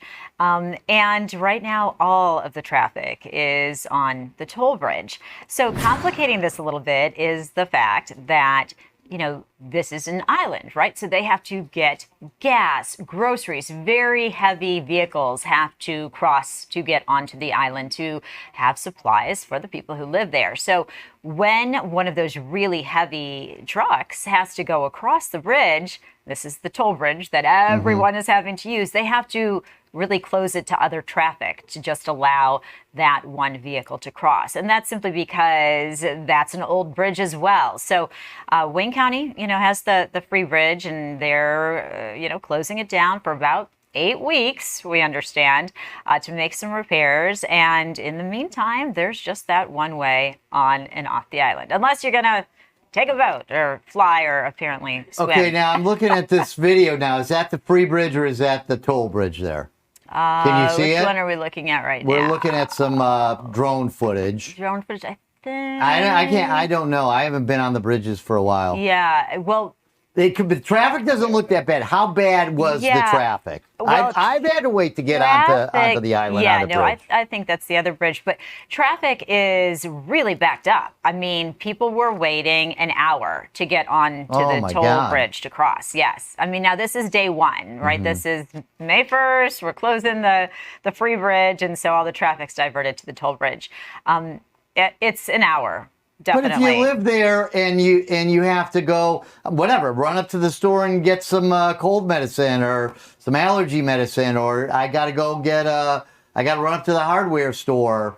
That's a long time to wait to go to the hardware store. It is. I mean, we talked to a woman today who said she's not leaving the island for the next 8 weeks, but she had to leave today because she had to go to the dentist. So she was waiting in her car, reading a newspaper. She said she was going to do a crossword because she had been waiting for over an hour. We talked to a mom and her kids, and they knew they had to leave the island, so they brought iPads, and they too had been waiting for an hour. We talked to another family that was not from the island but had been trying to get over to Grosse Ile to see their grandkids, and again, an hour wait. So that was sort of middle of the day. So if you can kind of imagine that it might be even more than that until people kind of get the hang of it, that could be the case at rush hour. So if you can vary when you leave or come back, it might alleviate a little bit of that. The other thing is, Rob, that there is a bridge pass that you can get. If you have that bridge pass, go in the right lane, because a lot of people were getting confused by that. That will get you through quicker. The other lane is, cash or credit card or what have you. And so you don't want to get in the wrong lane and then have that be even more cumbersome and, back you up even further. So, there's just some learning curve there. And I'm sure things will get a little bit better in the days to come. But again, they're estimating 8 weeks for this. So be prepared. And they're asking you to pack your patience and just be kind to one another. They're like, yay, we're all in this together. Yeah, what a drag. I mean, I guess that's the chance you take if you live on an island. Sure. And I know they've had to deal with things like that before. But so 8 weeks, and I think that's got to affect their tourism a little bit too, because I know people go to the beach there in Grosse Ile sometimes and hang out there. It's kind of a cool island. I like it. Yeah, it's a neat spot, and that's what some of the residents were saying. This is kind of the price you pay to live in a beautiful location. They've been through bridge closures rather before. It's not the first time, won't be the last time. But again, it is a little bit of a frustration, I think, for folks here on this first day, and probably in some of the days to come. Is the waterway closed to boat traffic? That one bridge will not be, doing anything during the time that it is under repair. So, that's another thing to be aware of too.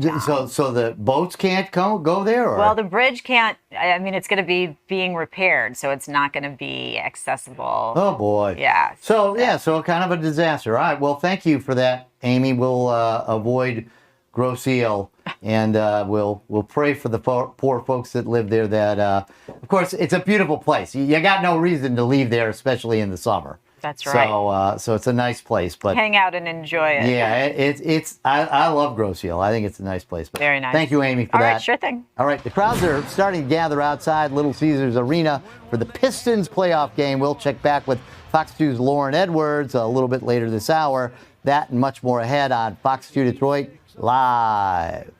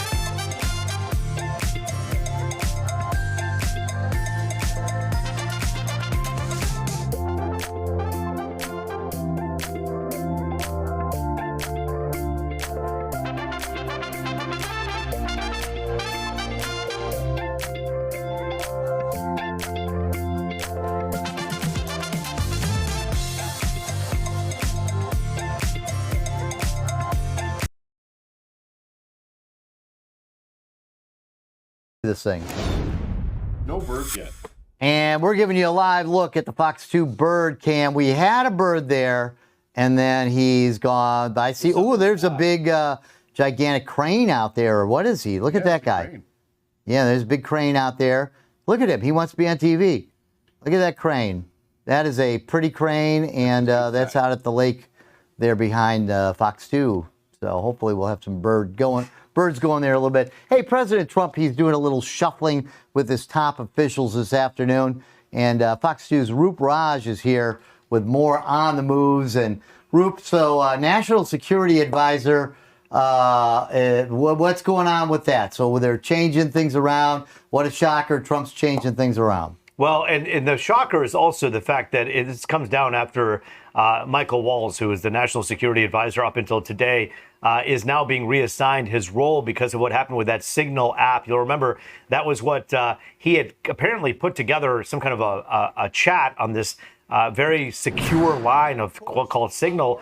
And Mr. Waltz essentially put a reporter from The Atlantic, he says he doesn't know how that guy got on there, but with all kinds of information about Houthi target strikes and national security stuff on there. And this happened back in March. And so because of that, they took Marco Rubio and said, hey, we need you to become the National Security Advisor for now, because we're going to replace Mr. Waltz. And instead, Mr. Waltz is going to become the ambassador to the United Nations. And so, if you ask me, been covering politics a long time. Being an ambassador to the United Nations isn't exactly the same role as someone who's a national security advisor. That's a big job.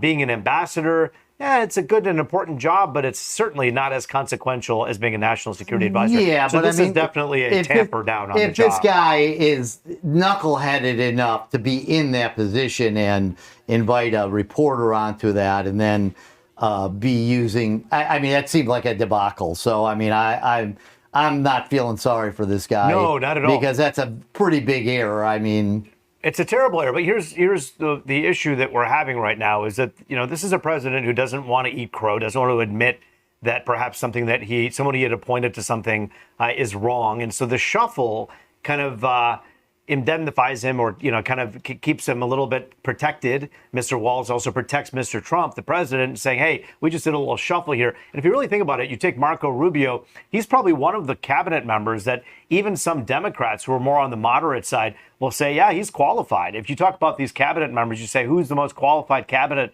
member in the Trump administration? Marco Rubio's name will come up 9 out of 10 times because he just is. But he's also the Secretary of State, right? He is. I mean, that seems like a full-time job in itself. It is. And look, the shuffle's not over. I think this is the initial shuffle. Gotcha. And I think you're going to see some things change moving forward here. I don't know that you can do these two jobs at the same time.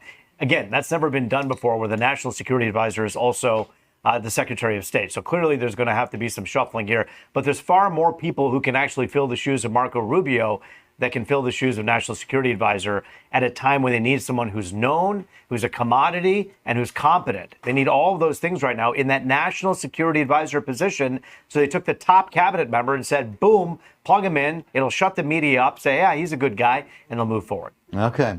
Switching gears. Another thing tonight on the Pulse, the Take It Down bill. I didn't know what that was. I looked it up. That's like the deep fake stuff, right? It's deep fake, but it's also real stuff. Let's just say someone out there has a problem with anybody. I don't want to say you or me, because I don't want to put that out in the universe. But yes. someone has a problem with somebody, their neighbor, and they take a picture of them, and they could, as you say, use AI and make it seem like they're in a sexual position or doing something awful, and it becomes like porn.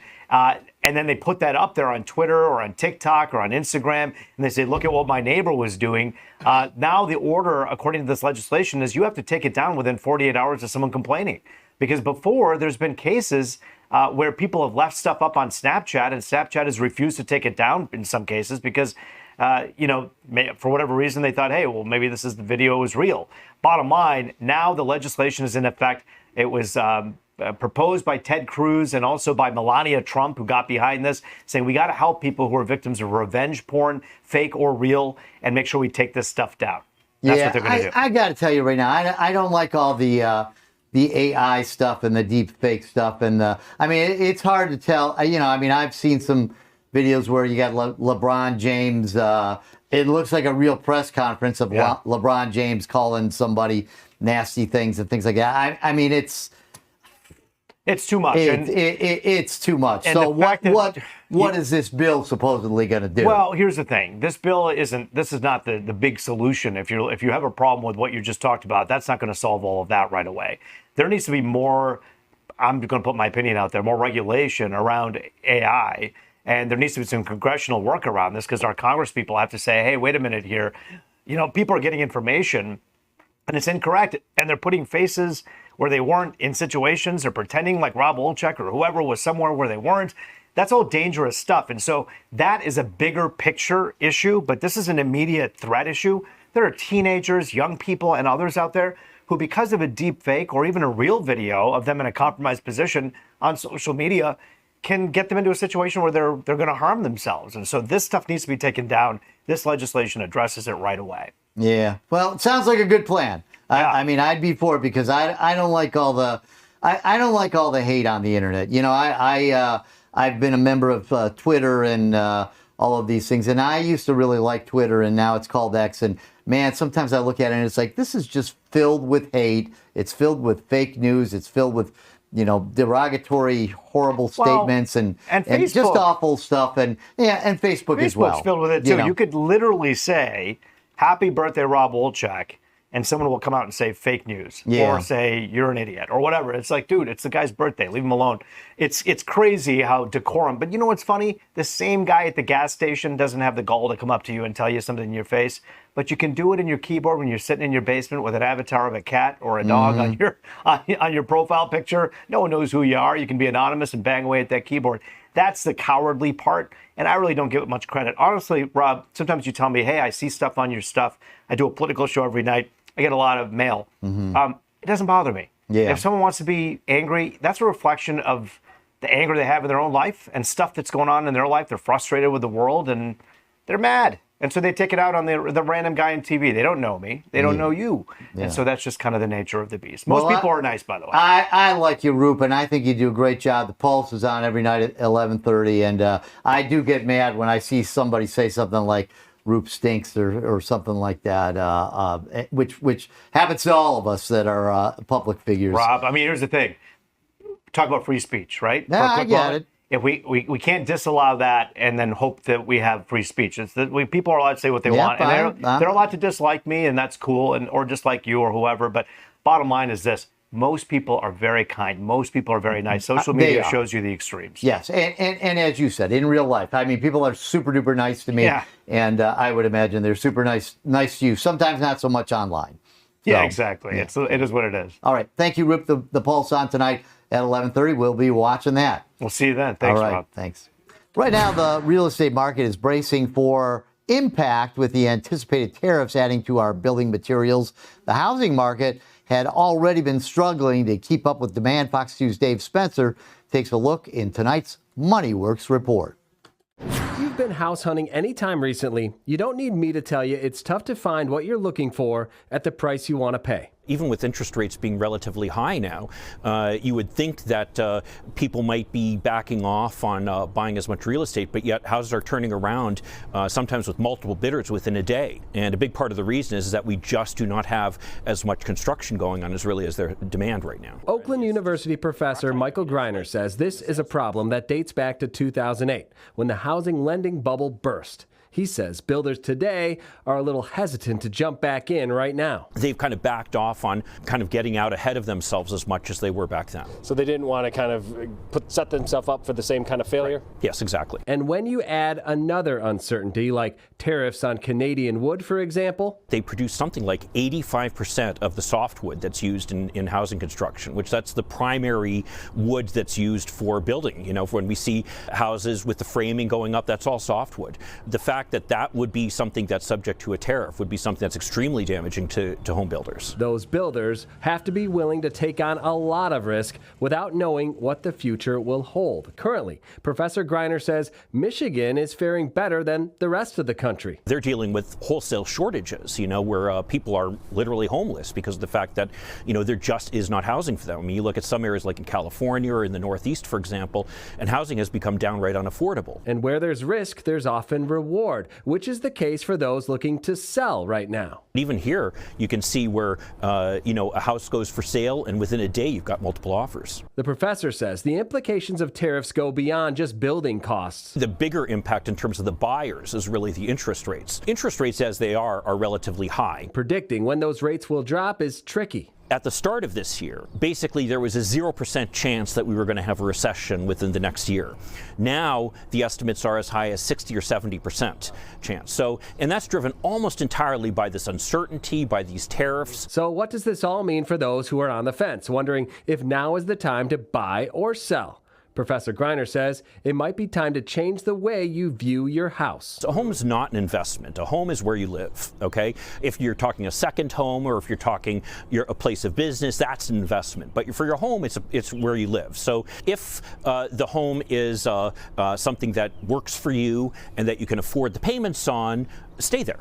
For renters, the news isn't really much better. According to a study done by Realtor.com, while March saw the 20th consecutive month of prices for renters actually going down by $20, economists predict that those tariffs could shoot those prices right back up. For MoneyWorks, I'm Dave Spencer.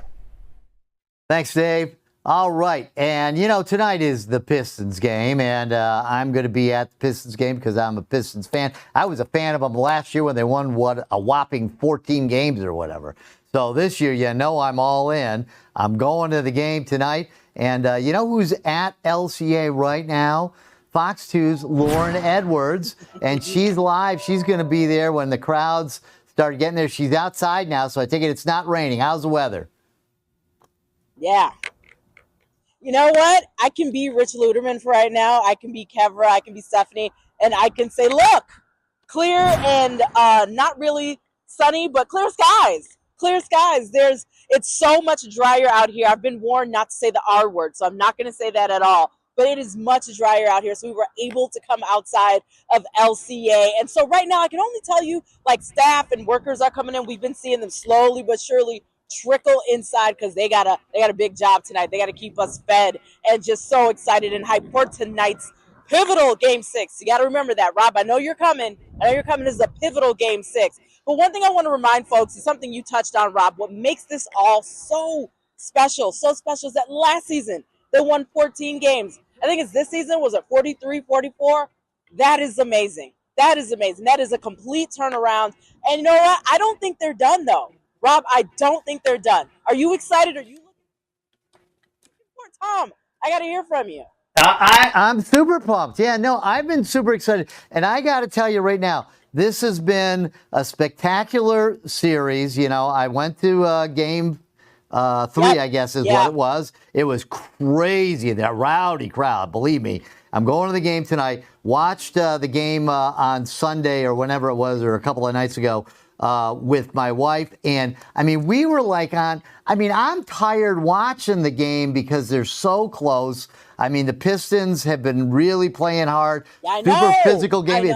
It's like old school basketball. I turned on the OKC game or something, and just watching all these dudes shooting threes and all that kind of stuff. And it's like, man, these Knicks Pistons, they're giving us bang for our bucks. These are some tough games, and I'm not a fan of New York, and I don't like Cat. I don't like Brunson, but they are good players, and these games have been really good. I know. And I hope the Pistons win tonight. It's going to be physical. What are you expecting, Lauren? What are you kind of expecting?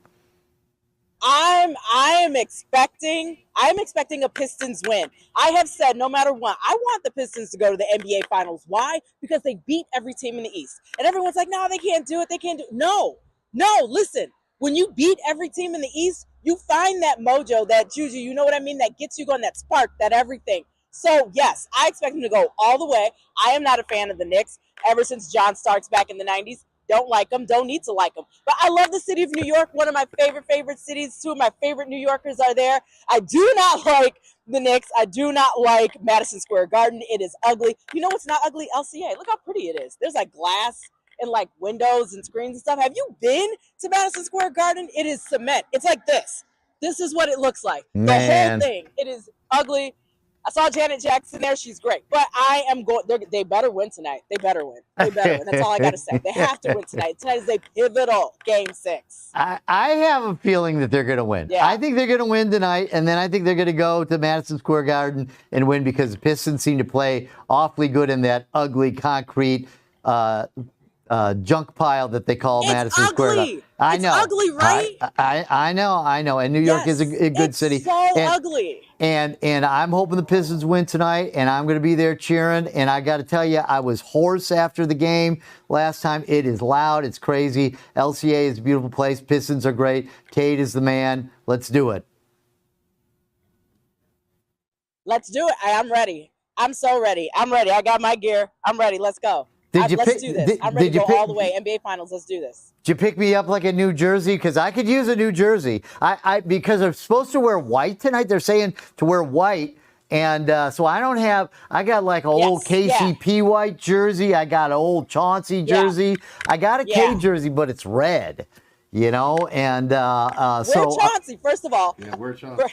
I think I'm gonna. I got it on my car. I think I'm gonna wear Chauncey tonight. So I think you can't go wrong with Billups, man. He's the man. So I wanna speak to that briefly because yes, wear your Chauncey, but there is a surprise for fans who come in tonight. I'm just gonna say there is a surprise. So you'll see why they asked you to wear white. It's so cool. All right. Well, thank you. All right, Lauren, she's out there, and I may see you in a couple hours when I head out there. So thank you. Lauren Edwards, she's out there at LCA getting ready for the big game tonight. And still ahead, an innovative tool offering hope and counseling around the clock. We'll show you Hope AI after the break. This is good.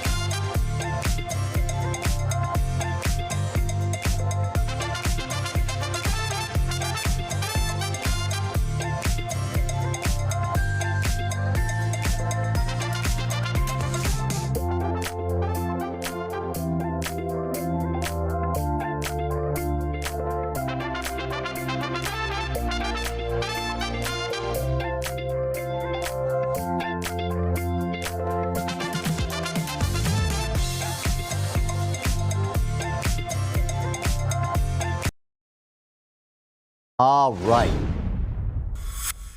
For this month, a lot of people will be taking a break from yard work. For hundreds of families, there'll be no mowing. Somebody spent a lot of time writing that. That's right.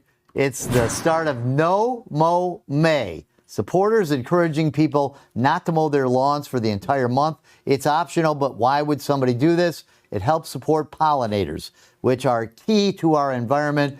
A group calling themselves the Bee Teens addressing this issue several weeks ago at a Royal Oak City Commission meeting. It's safe to say it's creating some buzz. Oh, man, somebody really spent time writing this, baby. All right, let's play that bite there, Tom. This supports the bees and other pollinators by providing food and shelter that would usually be destroyed when you mow your grass. Some plants that might be considered weeds, like dandelions, are an example of these important resources to bees. As a community, we're thinking more and more about this. So we think about bees, that leads us to think about monarchs and natural pollinators. So this is, participate, don't participate, but we continue to grow as a community every year that we do this. All right, people can get signs from the city letting everyone know why their grass is getting so long. Royal Oak leaders say the parks will still be maintained. If you have any mow questions, another pun, and any mow questions, you can head to the City of Royal Oak's website. I don't like the no mow May thing. May is the time to mow your grass because it's fun to mow your grass because the grass grows a lot. Wouldn't you say that, Tom? I agree with you. Yeah, and I got plenty of bees. I don't need any more bees or pollinators.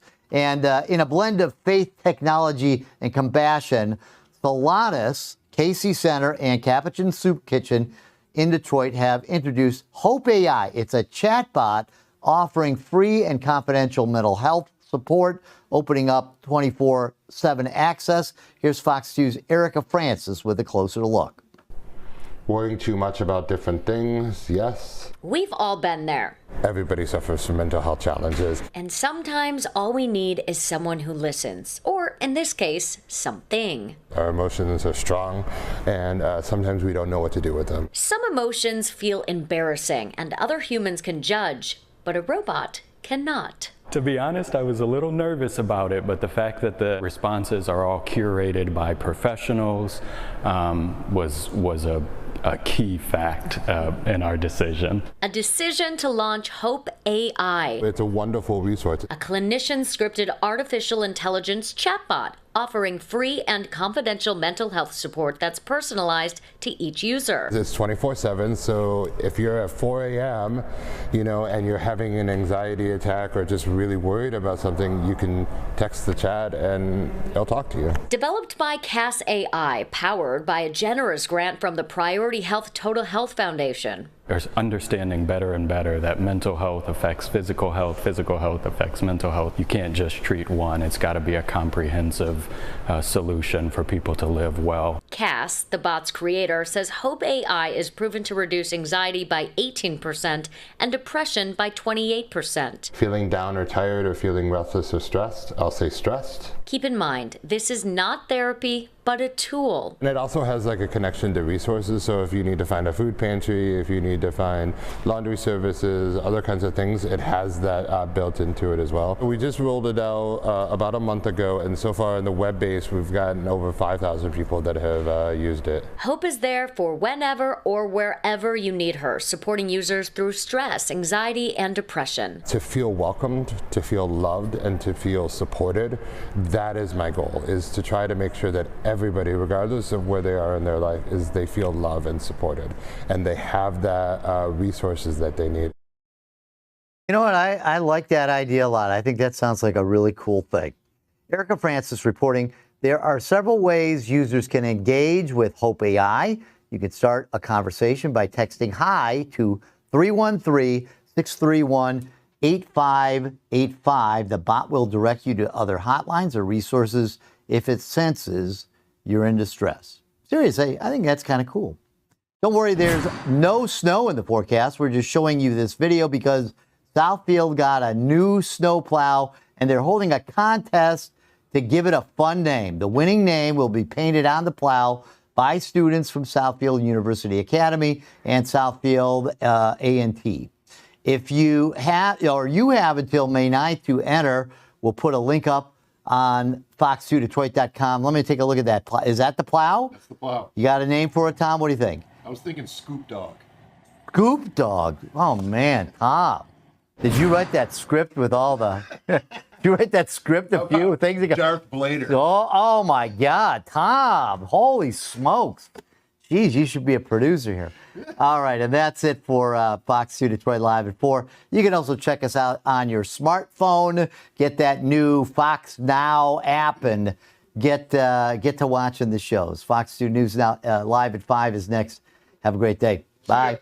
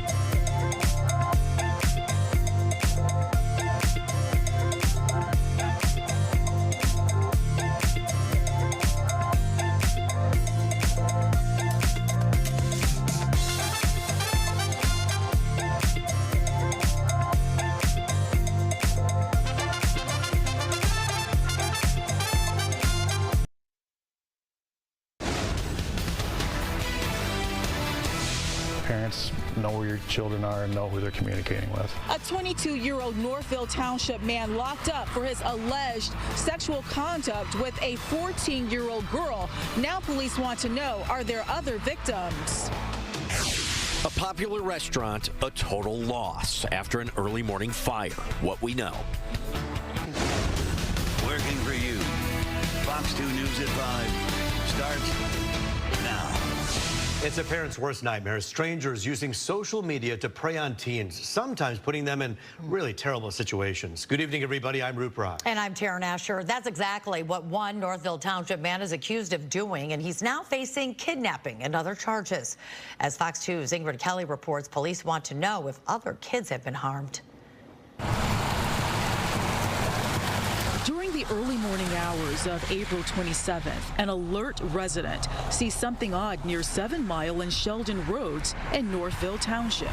Our juvenile victim was walking along 7 Mile, 5:30 in the morning, wrapped up in a blanket. The teen, who lives 2 hours away from Metro Detroit, told her parents she was with friends.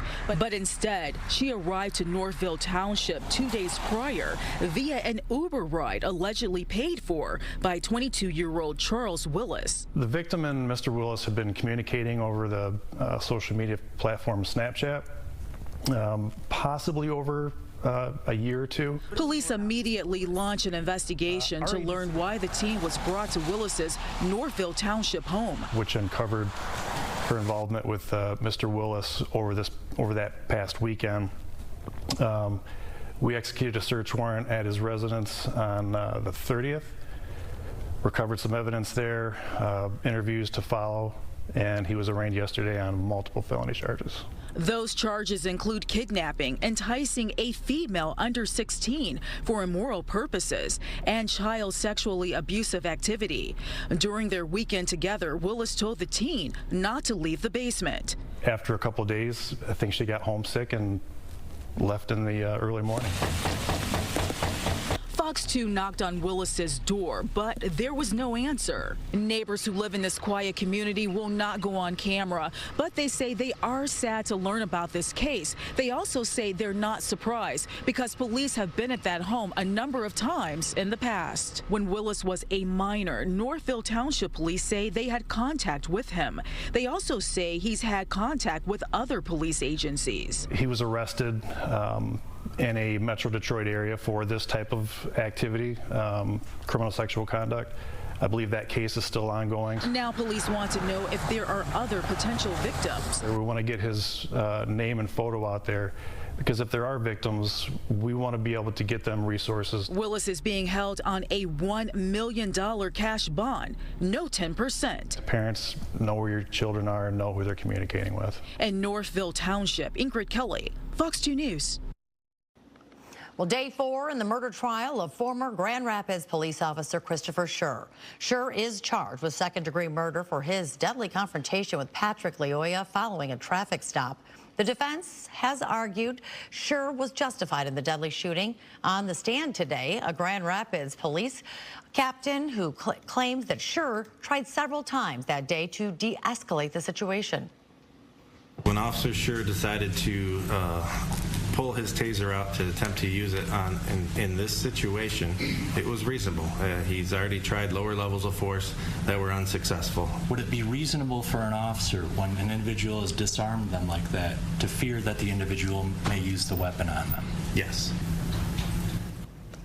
Now, the defense also called a taser expert to contradict the prosecution's argument about the power of a taser, and another expert on the stand claimed Schur's exhaustion from the struggle played a factor in his decision to use deadly force.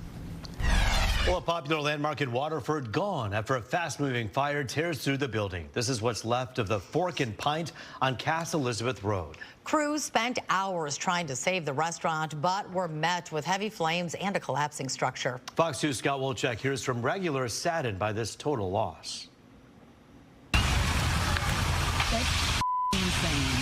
Searing flames, smoke, and a collapsing roof. Fork and Pint in Waterford, a total loss after an early morning fire. And it was just like engulfing right in front of our window. Like there was amber falling in the trees. I mean, it was wild. It was wild. They tried doing an aggressive interior attack, and they were met with the collapsing structure and had to move back and go defensive mode. Crews working to contain the hot spots and begin the investigation of a possible cause. No major injuries were reported.